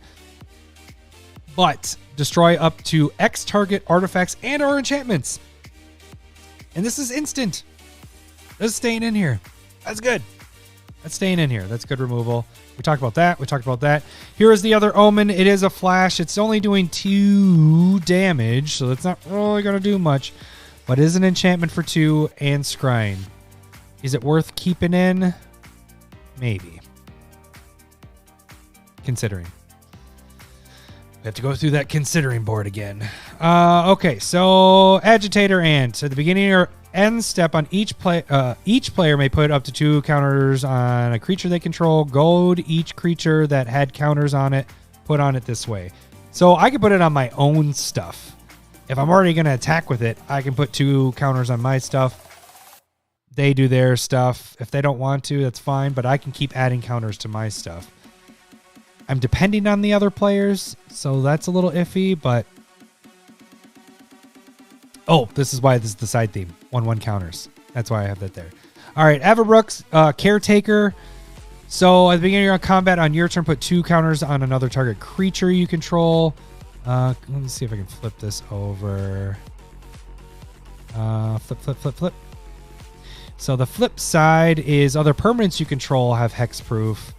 And then at the beginning of your combat, do the same thing. So this kind of has built-in protection a little bit. Scrying is nice, but like the temples aren't good and a scry. Yeah. Yep. Let's see here. Okay. 6 is my only downfall with this one, but it is adding the counters each turn. Okay, so now let's get into this. So we have branching evolution. This is doubling or putting more counters on stuff. Doubling season does the same effect. So this is kind of where I also have primal vigor as one here. So we have the counters. These are nice because my commander is getting 1/1 counters on them. Yes, we had just talked about. Oh no, we didn't actually put it on our list. I don't think we put doubling season, but Larry and I had talked about it as being used a lot. No, we did talk about it. But I think this works in here because I'm putting 1/1 counters on my commander. My commander has it built in on it. So this is just doubling that effect. It's also an enchantment, so you're also fitting with that theme as well. So I think those stay in here. Same with Primal Vigor. Evolution Sage, so you're proliferating. You're adding counters to your commander. We already talked about that guy. Hardened Scales, so if one of more counters would be put on him, put another one on that. Hydra's Growth. So this one's pretty cool because you put it on your own commander and it keeps getting bigger and bigger and bigger. So that can get brutal. It is also an aura. So if I really wanted to, I could put it on somebody else's, but most likely going on my own.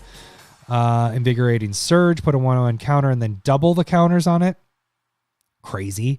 Iridescent Horn Beetle. This one's fun.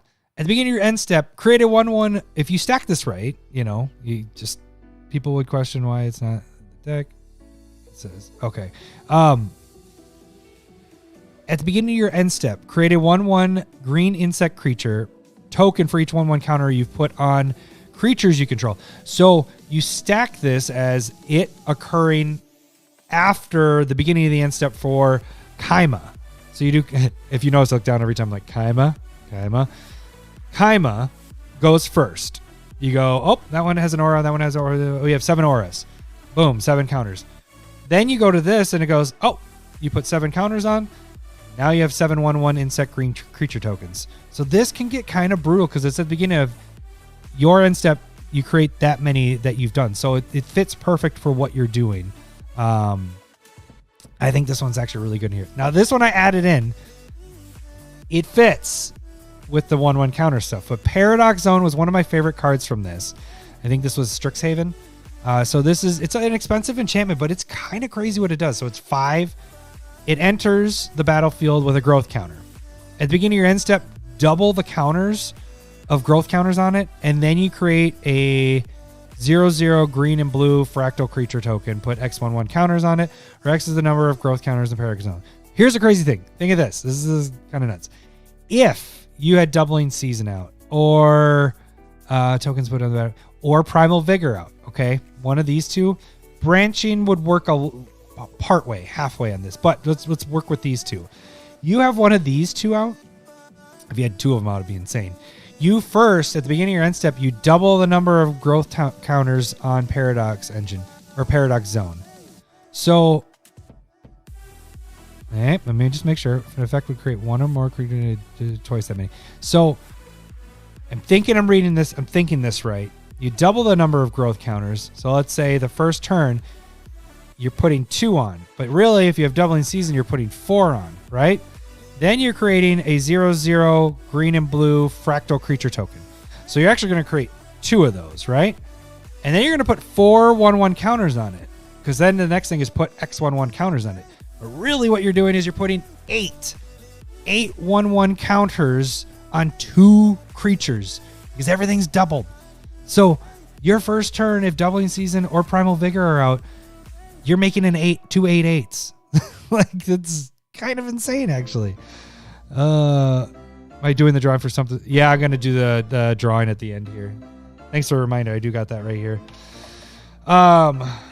So yeah, it's pretty insane what that can do there. So that's kind of, and even if you don't have those out, first turn you're making a 2/2. Second turn you're making a 4/4. Next turn you're making an 8/8. Then a 16/16. Like, it just kind of gets insane there. So we talked about Primal Vigor, same thing there. Primal or Prime Evil Bounty. Whenever you cast a creature, we're not going to do that very often. Whenever you cast a non-creature, put 3/1/1 counters. So that's pretty sweet. Oh, that's 6. That's pretty high. We're getting rid of that. That's pretty high. Retreat to, no, we're not doing a lot. There's a 1/1 counter, but that's kind of a lot for that. We're getting rid of that as well. They die and all those counters. Yep, I do have the Ozolith too. We'll get to that in a sec. Oh yeah, it's right down here. Rhythm of the Wild. My creature spells can't be countered. Love that. Non-token creatures you control have Riot, so you can either do a 1/1 counter or they gain haste. That one's decent. It's good. In this, is it good enough? Probably. I think it's decent there. All right, so this one costs 2 more to cast, each card to beyond. Choose any number of target creatures. Double the number of 1/1 counters on each of them. So you really just, I'm attacking with my commander. They're not blocking. Doubling the counters on it. Boom, I win the game. Or kill that person. Ozolith. Well, yeah, we were just talking about that. Creature leaves the battlefield. It had counters on it. Put all those counters on Ozolith at the beginning of my combat on my turn. If it has counters on it, you can move all the counters from it onto target creature. Just really good when you're dealing with 1/1 counters. Vorinclex. So this is doing the same thing that counters on a permanent or player. Put twice that many. Okay, so it halves it. So we're kind of dealing with if you would put 1 or more counters on a permanent player. So it's dealing with just the 1/1 counters kind of in a way. It's doing what Branching Evolution is, but then it's also halving. Is that what it is? If an opponent would put 1 or more, they put half that amount. So that works there. Xenagos. Do I want to keep this in here at the beginning of combat? Or X is the creature's power. It gains haste. I liked that it was an enchantment, but there's no evasion. If it gave it trample, then yeah, I think I would keep that in there, but I think I got to get rid of that guy. All right. We already went through everything? I cut 20 cards. Oh boy. And I am how far into this? That was an hour and a half just going through everything that's in here. The one thing I forgot to do was I was going to get my... let's hit up the land really quick too. Yeah, I'll be attacking a lot actually. Because the idea of this deck is they're goated, so people are open. And so then I can go and just hit people as much as possible. So they should be open and I should be able to freely attack people is the idea. Yep, I'll get the land here now. Okay, so we got Cavern of Souls for the obvious reason. We don't want my creature to be countered. I put this in almost every deck unless it's monocolored. Cavern of Souls, Command Beacon. My commander's getting killed too much. This comes in handy. Command Tower. One of the pathway lands. Fabled Passage. Forbidden Orchard. Now this is kind of fun. The reason why this is kind of a cool card in here is let's say a player doesn't have creatures and you have a bunch of auras and you want to go and do all that stuff. Well, why don't you just give them a little 1/1 creature there and then you can put an aura on it so you can draw. So that's why that guy's in there. I think it's going to be fun. And it adds any color. So then we got 8 forests at this point. I will be adding in Arcane Lighthouse. And there is that other one as well. There's 2 of them that I can remove.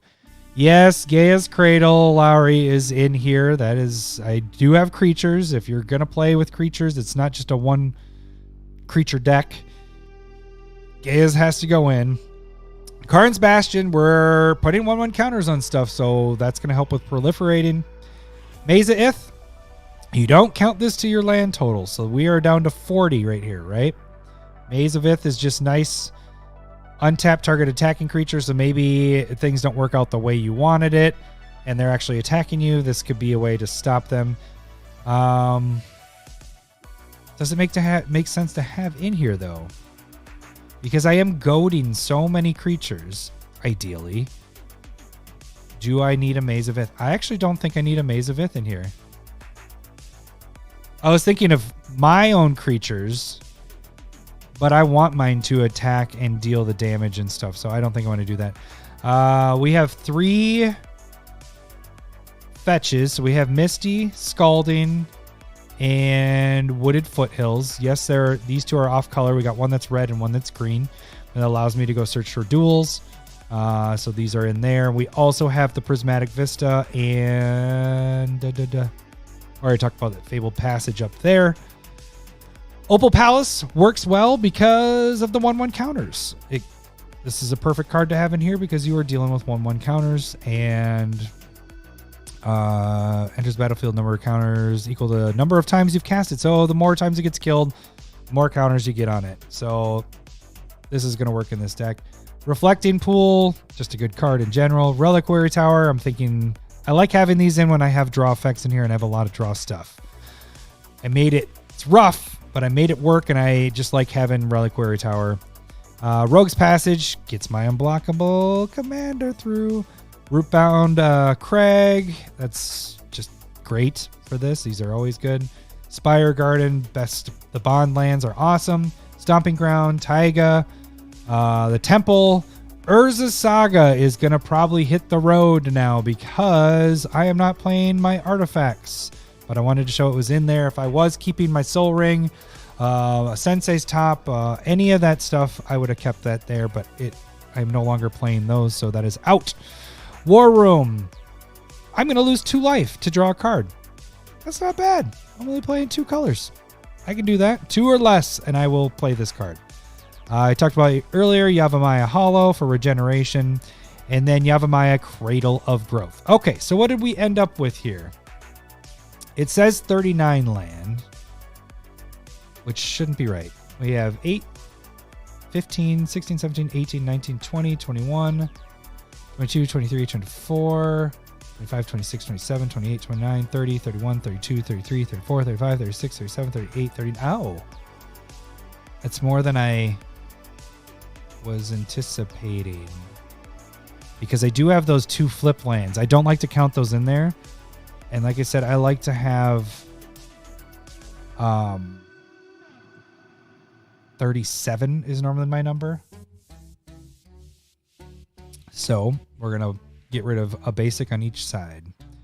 Remove 1. And remove 1. I personally, I know people do this a lot differently, but I personally like to have my colors pretty even when I'm scaling to one side or the other, because I play a lot of, I just got to get the button ready. Because I play a lot of utility lands and dual lands and stuff. Oh, good for you. I like to keep them pretty close. Scrap that. I like the temples. I really do like the having the temples in there. I tend to get those the first couple turns, and I do like them.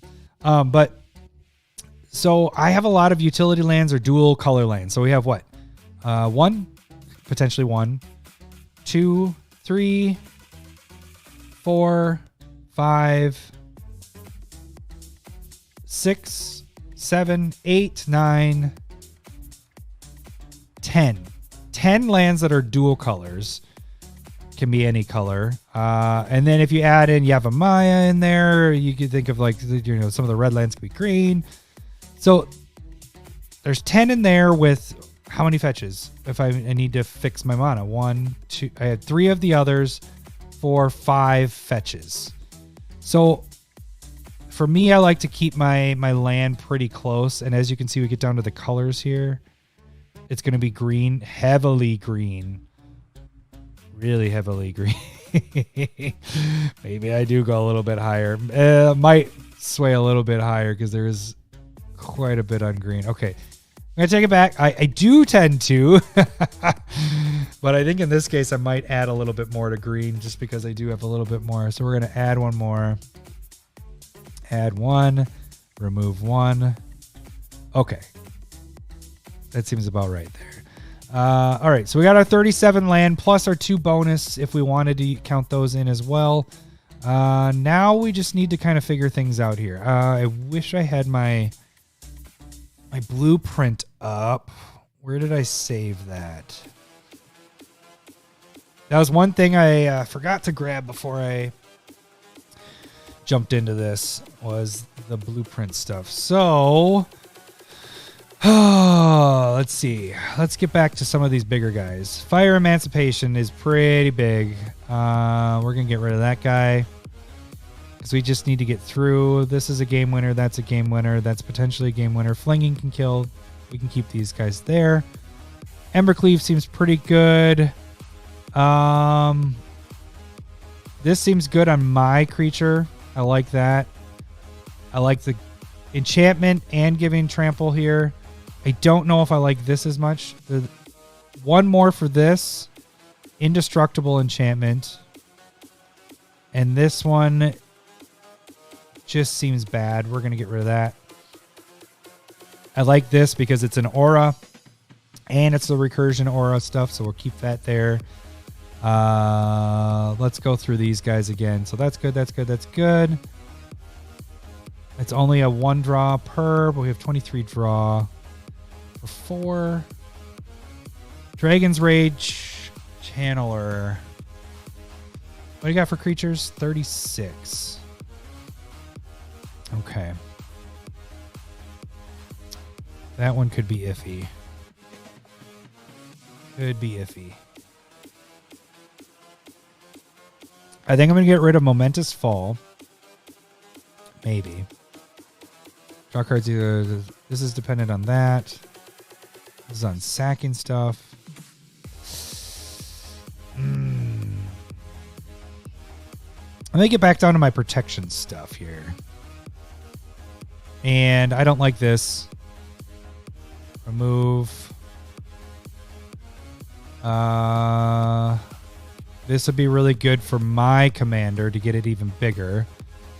There is no recursion on that. That's my little issue there. Bonds of Mortality. Let's do something here. So we wanted Arcane Lighthouse. Arcane Lighthouse. All right, so that pulled that up. Let's add that to our land. So as you can see, I have a ton of that stuff sorted in there. I am going to get rid of these. Remove.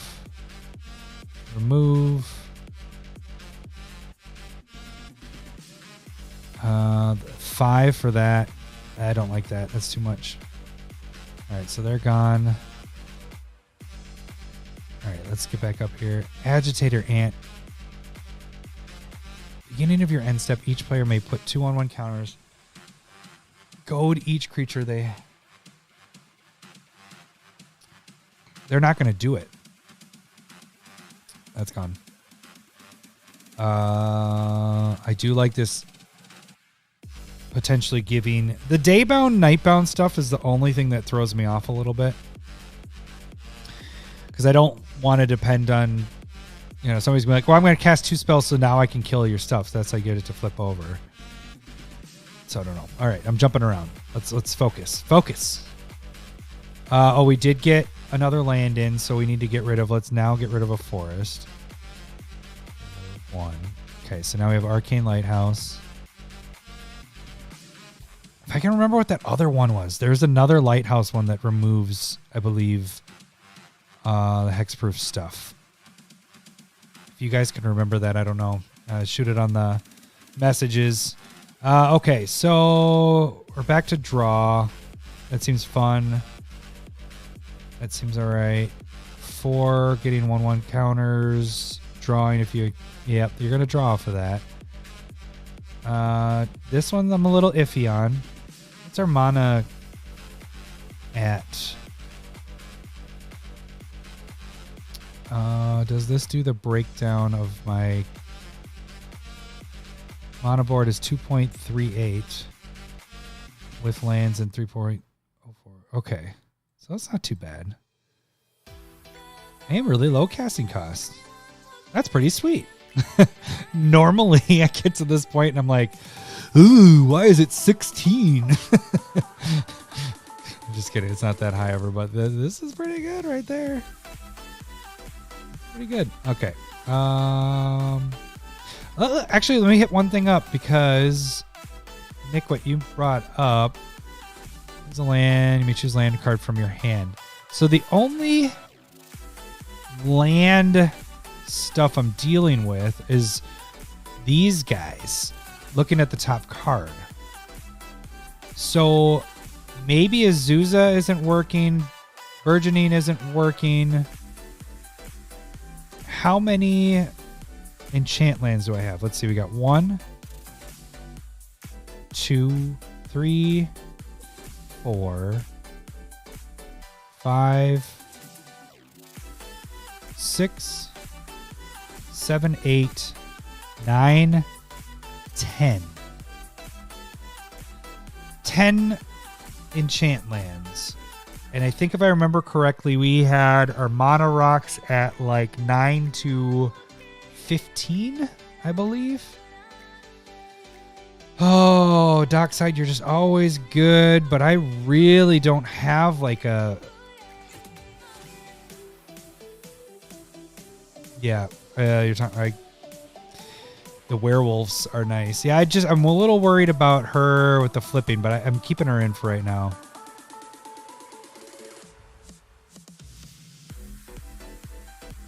Oh, Glaring Spotlight, that artifact, yeah. I thought there was 2 lands that do it. You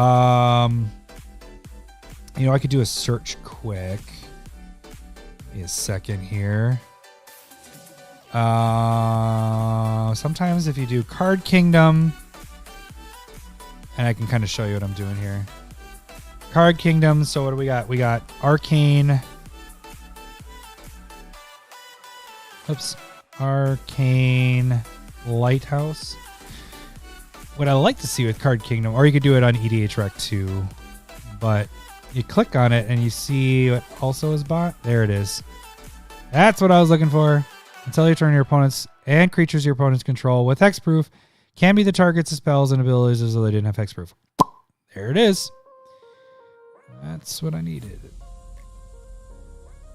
And we will bring that over to my other and Detection Tower. Because it's so important. And I spell it right? Is that Detection Tower?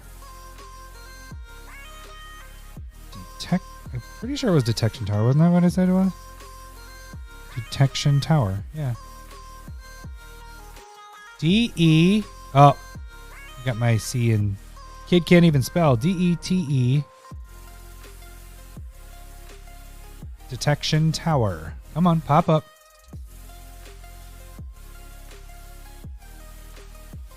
Oh, yeah. Scryfall is being all funky. Stop it. Let's give me a little warning. Oh, there it is. Boom. Detection Tower. Okay. Let's get that back in there. And then we can get rid of... Then I feel a little bit better with getting rid of that bonds. I think it was Immortal Bonds. And we'll get rid of a land as well. All right. I don't want to get rid of another... Is there a different land I want to get rid of, though, in here besides... I'm getting lower on my basics. I don't want to be too low. Yeah, that was messing up for me, too. Reliquary Tower. Am I really going to draw that many? I might. So... Doop, doop, doop, doop, doop, doop. Yeah, we'll just get a forest out of there. Remove one. Okay, so we're at a 37, and then I can get rid of Bonds of Mortality. I do like that they lose Indestructible. That's one thing I do like about that. So we have that. We have Arcane Lighthouse. We have Detection Tower. We have Bonds of Mortality. And we have Shadow Sphere. Shadow Sphere and Bonds of Mortality removes the Indestructible and the Hexproof. So I'm going to keep those in for right now. So we're just going to mess around with other stuff. Been going for an hour and 45 minutes. The funny thing is, before I was like, God, it feels like I'm gonna be done with this in no time. Like, I'm probably going to be done in like 45 minutes for the whole thing. And I didn't even finish going through the cards until it was an hour and a half into it. All right, so what do we got here? Choose target creature control. Whenever a creature deals combat damage to a player or planeswalker this turn, draw that many cards. It just seems... Oh, it is a you control on this one. So yours does have to get through, but you could potentially draw a shit ton of cards. All right. I think I might get rid of Dragon's Rage Channeler. Because, yeah, you're surveilling. It is a 1-drop. You get to see the top card, but I don't want a lot of stuff to... I don't know.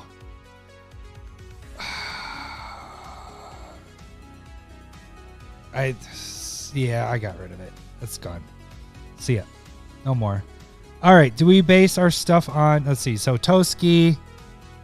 Whenever a creature you control deals combat damage, draw a card. This is the same thing as Frostfang. Frostfang can get that death touch.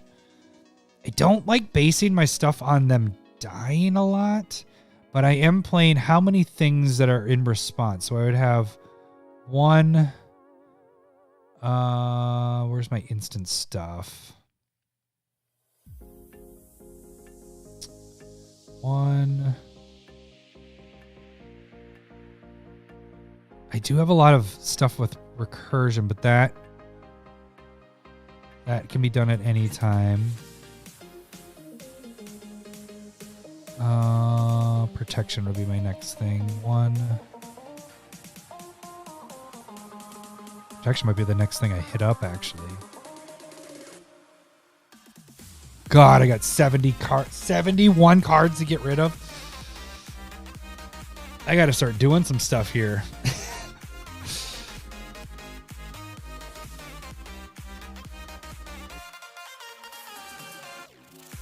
I think Eternal Witness has to go. It doesn't fit with what I'm doing for all that. Removal. These don't fit in the theme, but I need more removal stuff. Because I don't have enough of it. The side theme is my worry here of... Rhythm of the Wild I was kind of so-so on anyways. Get rid of that. Doubling tokens. So that's an instant. It could be a killer. It's an instant as well. I like that this one's an aura. 1/1 counter gains trample for 5.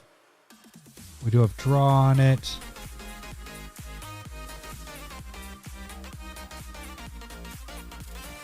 Foreign click. So we have 1, 2, 3, 4 potential doublers. That's where I'm kind of... So right now what I'm doing is I'm going through and just... The ones that I was like hem-hawing on earlier, now I'm trying to get rid of them. This one just seems like a lot for what it's doing. Rhythm of the Wild with Crashing Drawbridge is much better. It's colorless and you can block with it. Yeah, but here's the thing. I'm actually not as concerned with haste. Because if you think about it, I want my stuff... My commander doesn't do its effect until the end of my turn, okay? So, ideally, yes, they're probably going to kill my creature on their turn, I guess, and then I can get out and swing in. But then at that point, if I'm bringing it in, it's just a 3/3. So it's not really doing much at that point. So haste isn't as important. It's more of waiting till that next turn for me to actually get in and swing in with stuff. So I actually am not as concerned with haste with this guy because he needs to get the counters and he needs to make it to the next turn. So that's why I'm a little more focused on protecting him a little bit more, or redirection stuff and all that, keeping him alive, and boosting his 1/1 counters. That's kind of another. I think I get rid of this guy. I'm gonna put it at least in the considering. I like the regeneration in there. I think Dawnglade is just really expensive. That one's gonna be considering. I like the surprise there. I like being sneaky. I like being very, very sneaky. Because you know those counter spell players. This is my way of adding a little bit more to my whiskey. That one went down not fast because I'm almost 2 hours in at this point. Okay. Let's see. Let's get back to stuff here. So Chef's Kiss is going to redirect. Deflecting Swat is going to redirect. Wild Ricochet is going to redirect. Some of these up here I was a little hesitant on. Prevent the damage. It gains hexproof. I like that. I like the aura part of it because it fits there. Aura fits there. That fits, that fits. These don't. But they're surprise hexproof. That's a surprise hexproof. So we got one. I like that that's a 1-drop. 2. Indestructible is kind of like hexproof. 3. 4. 5. For 4. Yeah, this one kind of has to go. I like the moving all the counters from creatures onto 1. Because that could get brutal if... Is there other ways that my stuff is getting counters? Vigor would help with that. I like that this one's adding a counter. I think I want to get rid of this one. Because that's 3. The other ones are 1-drops. So we got that. 2+2 hexproof till end of turn. Like the regeneration there. Let's see. This one just for 4. That's a lot to keep up. 3 is kind of like my borderline. Team, you asshole. Team Lowry. Stephen Dale. God damn you. Oh, I'm getting my ass whooped in Staple Versus this week. All right, we cut this down a little bit. We got how many protections? Surprise protections are 1, 2, 3, 4, 5, 6, 7, 8, 9, 10, 11, 12. 12 surprises. We're at 31 creatures. Okay. 12 surprises. That's not too bad. Ramp. Additional land on each of your turns.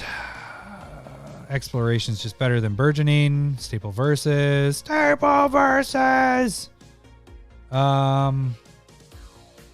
feel like I like what Bundy was saying there. That's awesome. Like my penis. If I was to draw Larry and Adam penis, I should have drawn that. It would just been a wizard sleeve with balls, and I've been like, "What the hell is that?" Well, that would be a flaccid penis. So you don't ever draw flaccid penises. You got to draw full erect penises. That's why I use better art. Because Larry doesn't always win. Larry always chooses the harder card, or he lets me choose, and then the harder card is the card that I don't ever play. So that's Larry chooses the cards we battle against, like go against, and then a lot of times he lets me choose of the card unless he has a preference, which normally it's me having the preference. So Smith's John. I really want to bring back Unsnipped at some point because that was fun, but this last week Larry and I's Unsnipped went for, I think, what time did we get on? We got done at 12:15 with the cast in the morning, and we talked until 2 a.m. Not about Magic. Well, we did a little bit. We talked about the cast a lot, and then it turned into, you know what you do at 2 o'clock in the morning. Politics, right? All right, so back to it. My issue. I'm actually surprised I didn't put my what's her name in there? The one that untaps all the lands. That would make sense to have in here. Not Azusa is playing 2 additional lands.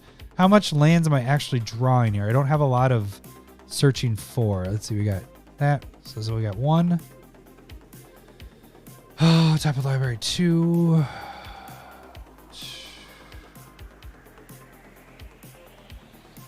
That's not off the top of the library.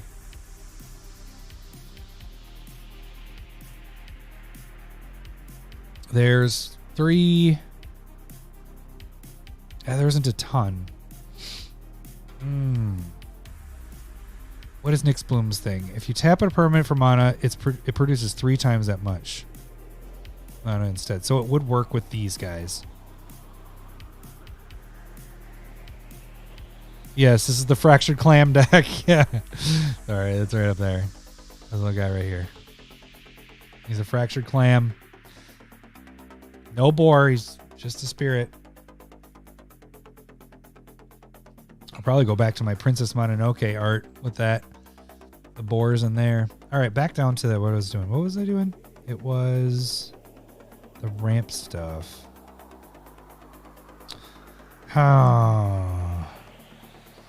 Removal. Side theme I keep going back to. I have 66 cards to get rid of. Oh boy. What was my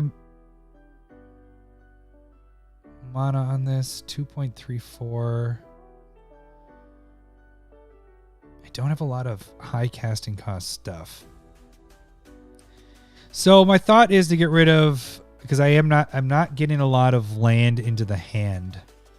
My only thing was getting the plane off the top or draw. So what do we got for draw again? It was 22 draw spells. 4 mana for... Oh, that's an aura.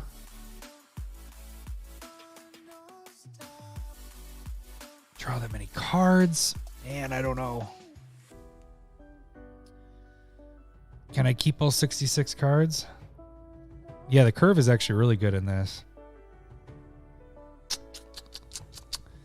All right, for sure. That'll help with that. That'll help. I like that. This should actually be in main theme, but I was keeping it in draw there. It's a 4-drop, gives me the counters and the draw. I like it. This is getting a little bit of life. Draw. Only problem with this is that I'm not able to do it again. But it is the same thing that's happening here. This is just a surprise effect. I could add protection. Let's get rid of Momentous Fall. It's doing the same thing. One counter, gain trample. Drawing a card, gaining a life. Okay. This is protection. Draw a card and protection. Did I have that down on my protection stuff? It should be. Yes, okay. Back up to it. Keen Sense that works putting on other people's stuff. Crew Fixes, Insight. 3 enchantment cards potentially going in the hand. How many enchantments am I even playing? 72. Well, it's not going to stay at 72 because that's more than... But I do need to start getting rid of some. Okay, so... Death Touch, I do like that. I like that better than Toski. We have doubling effects here, which would be being more consistent with stuff. All right, I think I'm good with draw for right now. Evasion. May. Part of me, Ember Cleave could be game winner. Ember Cleave could be total game winner. So I don't know if I want to get rid of that. Talon. Okay, I think what I need to actually jump on is... Do I even want to... Well, should I keep my... Yeah, no, 72 enchantments. Should I keep my Triumph of the Hordes in there? It's giving them trample and infect. I like having one way that if somebody gained infinite life that my commander could kill him or whatever, or something can kill him. Infect is the way there. All right, let's get in the main theme here. This could be really good on my commander, and keeping it protected. That could be game winner by itself. Bonds of Mortality. I think I could probably get rid of that. Yep. Let's move that at least to considering. It's a 4-drop enchantment. It's a little high. This is a 4-drop enchantment. That's a little high. I do like the recursion off of that. Let's get rid of Fractured Loyalty. Disruptive Aurum can be really good. Destroy target artifact. That's a little bit of it's a little bit of removal. Lure can be brutal. I don't know if I like this one as much. It's 3. Instead, put exactly 2 cards from the top of your library in your graveyard that you could draw this. Most likely I'm drawing another enchantment. We're going to get rid of that guy. I like when you're not doing the either or. Like if you're able to tap the mana for it to bring it back, then yeah, that works. This could be really good. All right, let's get back up here. This Ruin, 1+1 and Trample, so I can put that on my own draw. I like that. Auras is still at 30. Wanderlust just might not be good enough to be in here. Remove it. Go through it again. This Crown I'm a little bit skeptical of because it's 4 and 3 to bring back. What else do we have?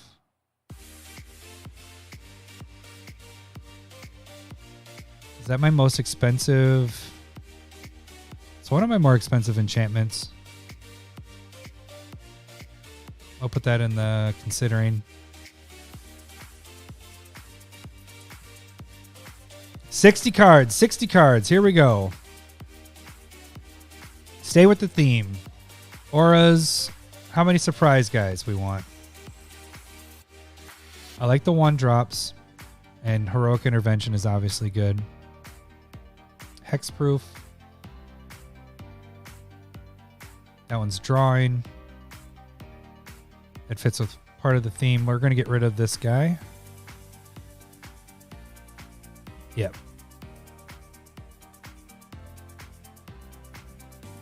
I like that because it's hexproof.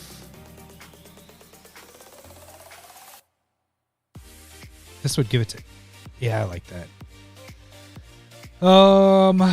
Snake Umbra. Deals damage to an opponent, may draw a card. Continues to fit in that theme of hitting and drawing.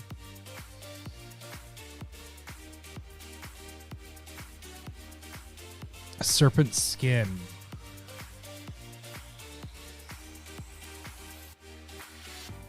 It's a little tough. Because these are my protection stuff here. Maybe the target of spells or abilities. So this is actually doing the Shroud. So, or that's hexproof. That's the Shroud. This returns to my hand. I like that. If I got rid of that guy, let's see, now surprise ones. 1, 2, 3, 4, 5, 6, 7, 8, 9, 10, 11. Let's get rid of that one. So we have 19 protection things. 11. Is there another one we could... That one doesn't fit. This one adds a counter, so that fits in the theme. So we might get rid of Hapatra's Mark. That fits, that fits, that works. I don't think there's a card bot in there, but if you say a card that you want to suggest, Steve, I can look it up and see. And I could pull it up here too, as long as Scryfall is working all right. All right, I think I'm done with protection for a little bit. I'll come back to that. Creature spells, yeah, because this could be a game winner in itself. You could make a land into a huge MFer. Insolence from Plane Shift would be a slam dunk card in this deck. Let me check that one out. Oh, let's pull this over just so I can see it. Well, you know what? I can try it on here instead. Insolence. Let's see.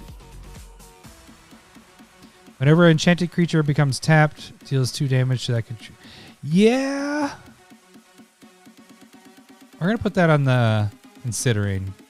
It reminds me of the Wanderlust one. But instead of 1 damage, it's doing 2 when they're tapping, where Wanderlust is doing 1 at the beginning of their upkeep. So I do like that idea. Because then it's enchanting another person's stuff and they're not getting a... Oh, thanks, advertiser. Or spammer. Today.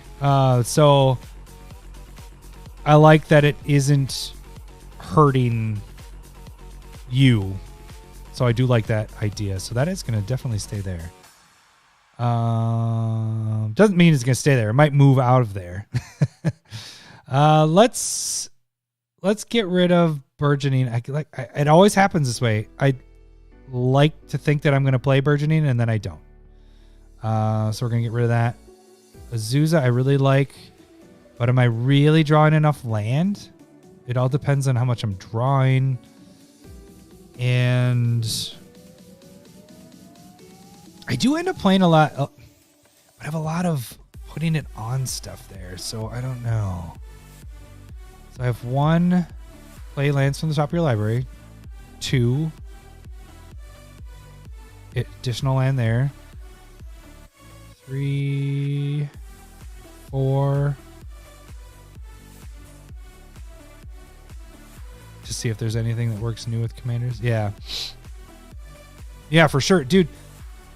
I don't know how long you've been watching, but like some of these auras are amazing in this that are just so cheap. I was able to pick up. And I got foils. They're a little more expensive. Where are my main theme? So main theme, ramp, protection, main theme.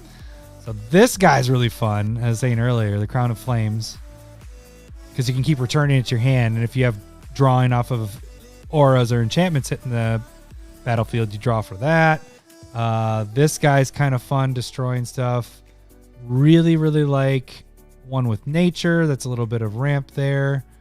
Where's my other old school one? This one's kind of cool because it's also returning your hand but it's 2. And then there's the green one. Oh, Whip Silk. I like this one a lot too because it's returning your hand. So you got the recursion built in on it. All right, now that we're on the main theme, let's look at these again. I feel like all these... This one's maybe. Because if I'm enchanting mine, then I screw myself over. But like I said earlier, if I have it in my hand early, then I just decide to start putting it on stuff, and then I play it out, and then those creatures can't attack. Then it doesn't matter about the goading. You know, I'm still goading them, but they can't attack. Let me make sure. Yeah, they can't attack because it...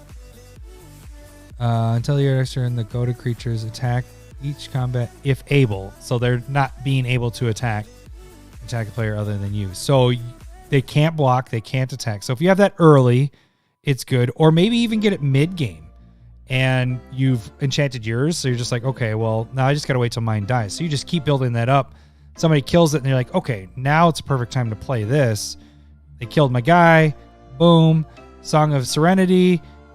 Everybody that has enchanted stuff now can't attack or block, so they're just pretty much useless. So I like the idea of this. I feel like theoretically this is going to work out in a bunch of different situations.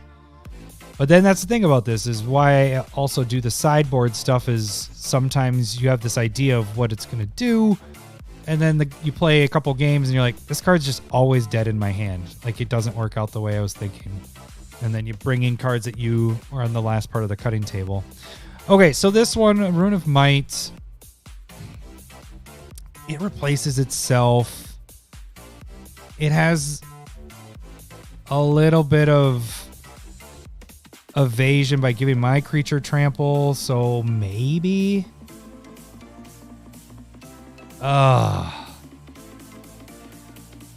We're at 2 hours and 10 minutes at this point.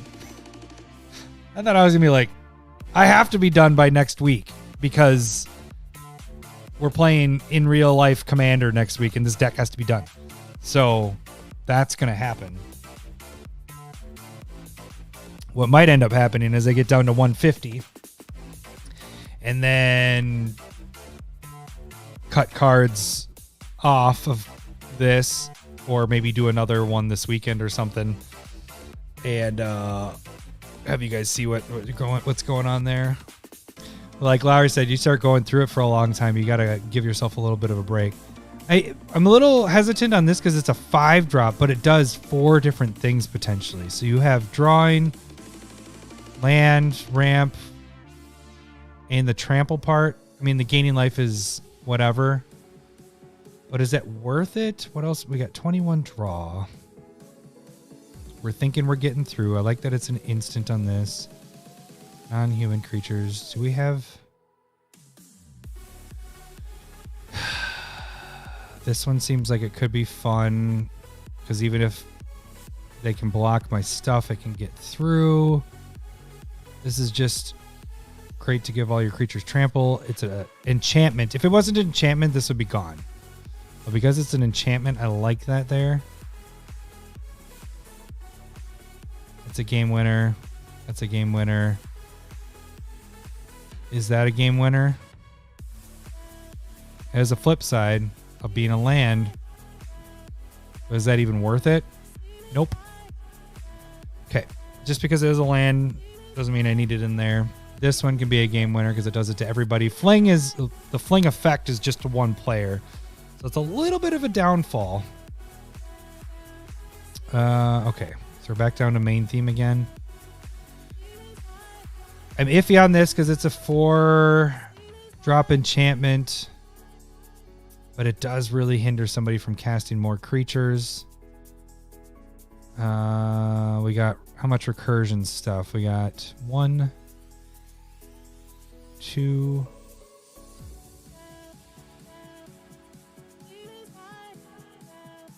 3,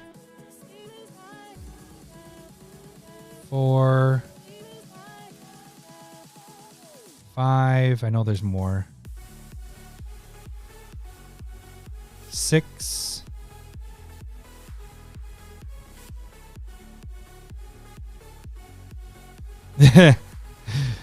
It is a good card. I do like Fling. I wanted to keep it in, but again, the theme part was not working as well. And I have 55 cards to cut.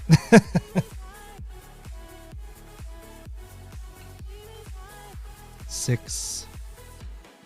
I'm looking for my recursion stuff. Natural recursion, I should say. 6. None of those have it. So we have 6 cards that recur themselves, and then 7, 8, 9, 10 recursion. I like where recursion's at. Let's go back down to 1/1 counter stuff. Averbrook Caretaker. We're at 30 creatures now. Remember, this is like a Voltron type of deck. So it is adding protection, but it's 6. I don't think... Yeah. Sylvan the Basilisk? Yeah, I remember that old school. Back in the day, Cockatrice was the big one, but the Basilisk was one of the best ones to have because it would kill all creatures that they had. But it's actually how I played it as a kid was completely wrong because we would just be like, oh yeah, it kills all the creatures because you have to block them all. But you have to do the damage. So 1 damage, 1 damage, 1 damage. You can't do a 0 damage with Death Touch and kill him. So we played it so wrong when we were kids. Yeah. Okay, so I think I'm going to get rid of the Caretaker. So I put a 1 counter on each modified creature you control. Land, Proliferate, that helps with what we're doing. We talked about that one already. Hardened Scales is an enchantment. That's an aura. You gotta have the Ozolith because then you save all your counters. I like the doubling counters. I like this package down here. This is my little side theme. But do I have too much of the doubling effects? This one's nice because it's only 3. That's 5, 5, 6. Zvorenklex. We're down to 29 creatures. 1 or more counters on a permanent unit or player. Put twice that many of each of those kinds of counters, permanent or player. Whew. Okay, we got a couple out of there. Back up to the top. What do we get rid of? Sorceries, we got 11. 14 instants. 4 artifacts. 66 enchantments. That's the number I want to be at. 66 for my total of the deck. No. Because I want 37 land. So actually I want to cut. I even need 3 less than that. Alright. Let's go back through the whole thing again. Abundance. It helps. Helps when I need, because it's whenever you draw a card, you may look at, instead choose a land or a non-land.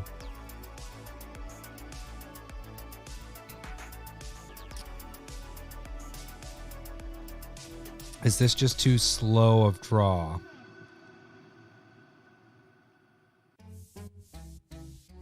This seems doable. This is also the same thing. This is 1 more mana.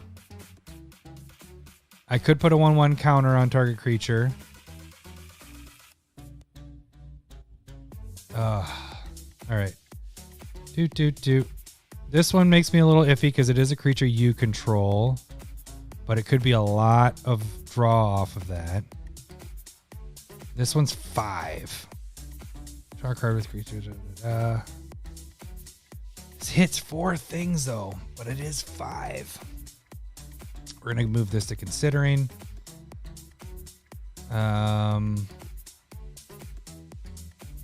We may move this to considering as well.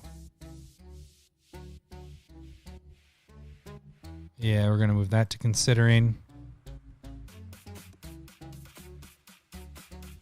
Rishkar's expertise. So I like these 2 cards because this one gets the free play. And you're drawing a bunch of cards. That's at instant speed. I like those 2. These fit with enchantment style stuff. Again, the hard part about this is I have 5 creatures that do the draw stuff. So it's a little hard. Like I'm playing all enchantments, but it's hard because there's only 5 of the green creatures. Remember, like if I want to have like a theme, I want to be like 7 or 9 or above. And I have 5, and that's the max I can get in this one. So I want to keep my draw kind of high because I don't know where else I'm going to pick that up. So I don't know if I would cut anything else here. Maybe this guy, but I need some of this draw. Maybe the Frostfang and Toski, but I need some draw in there. Let's move back down here. We got enchantment aura. This is potentially a game winner. I'd move this down here. Is Cadiz. The reason why this is cool because I could go out somebody, just target them if I have Cadiz. And I'm like, okay, if I can just get that person all goated, and on my next turn I'll play Cadiz, and then I attack with my commander, and boom, I kill all the players with commander damage or something, you know, because they're each, whenever it deals control combat damage to opponent, it deals that much damage to each other. So the commander is dealing the commander damage to everybody. It's not saying Cadiz is doing that. Whenever a commander you control deals combat damage to an opponent, it deals that much damage to each other opponent. So you're doing combat damage to all the other opponents. So if you're able to hit 20, 21, you kill everybody. That's a big task to do there, but this potentially is a game winner there. And I think Ember Cleave fits in that realm. Sign combat damage as though it weren't blocked. So this is also, I like that. This one I'm iffy on, but it is enchantment. I do like that. This is a recursion one. All right. Whew. I might have to wrap it up here pretty soon because it's 11:30. I still have cards to open too, so I may call it quits here. Let's see, we're at 152. If I can get down to 150, I'm going to cut it. And I'm going to draw some cards here. And then I'm also, if you guys want to, I'm not going to do it on this video. I'm going to stop things, take like a 5-minute break, and I'm going to open up my secret layer stuff. I know it's really late, but I was just going to open them up anyways. See what I get out of those. It's not going to be a big deal. People are getting their secret layer stuff too. But I was going to get a little... It's only 9:30 here. Nice. You West Coaster. So I'm going to probably hit those up right after this. Like I said, just a little break. So let me see. Let me get 2 cards out of here. Get down to a solid 150. And then do the drawing for a stump. Let's see here. Ozloth got to keep in. Vorinclex I'm iffy on. What's our mana curve at right now? 2.28. That's not bad at all. Got a lot of cheap stuff in here. Those are my maybe cards. Okay. See, the hard part is I would get rid of these because they don't fit in theme, but I don't have a lot of other stuff. True. Get rid of the basics. I'll get rid of all of them. I'm almost ready for this deck to be done. I'm gonna do Azusa. I'm gonna move it to considering because she's not an enchantment. Ugh, I don't want to get rid of Dockside. This is a lot of ramp though. 28 ramp spells. And I said there was 11 with these. Adds an additional 2 mana to any comment. Okay, so you're getting 3 off of that. Enchanted land has top any color. Whenever enchanted land is tapped for mana, its controller adds an additional 1 mana of any color. So these two are the same, except this one makes snow. This one gives you life. Let's move this one up. We're gonna put that down. Boom. We're down to 150. All right. That's it for this. That is down to 150. And I remember what we started with. I said it earlier, but we were at a lot. Now we're down to 150. Got a bunch of cards there. So now I got to draw for Stump the Smith Savant because I am not doing proxy time this week. So let me do Stump the Smith Savant stuff. Then I'm going to end this, guys. I don't know if I'll do next Thursday or might do it sooner to get this because I want this deck to be done by next weekend, next Saturday.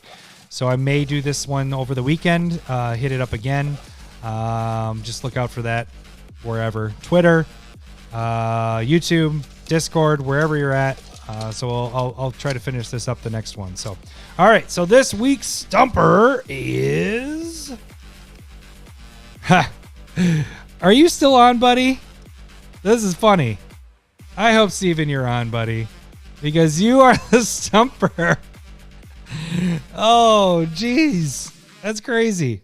The last one on is the Stumper for the cast this week. All right, buddy. Yeah, you are, buddy. Oh, that's awesome. Did not plan that out. I was mixing that shit for a while. I actually didn't even... Yeah. So, all right. For stumping, if you guys don't know what I'm talking about, I try to stump Lowry each week. A card has to be in 5,000 EDH rec decks. I read the flavor text, and then he tries to guess the card, and you can win. Steven, you have a chance to win. I don't know. You at least have the swords. We're going to add another card. So you have a chance for 2 cards this week. So we'll see what happens. That should do it for Searching for the Spotlight with Kaima. Like I said, I'll be doing it again either this weekend or next week. I do want to get this bad boy done by next weekend so that I can actually play this deck. So make sure to subscribe to the channel. Thanks for watching, guys. We'll see you next week or the next time I do this. See ya. Bye. Sega.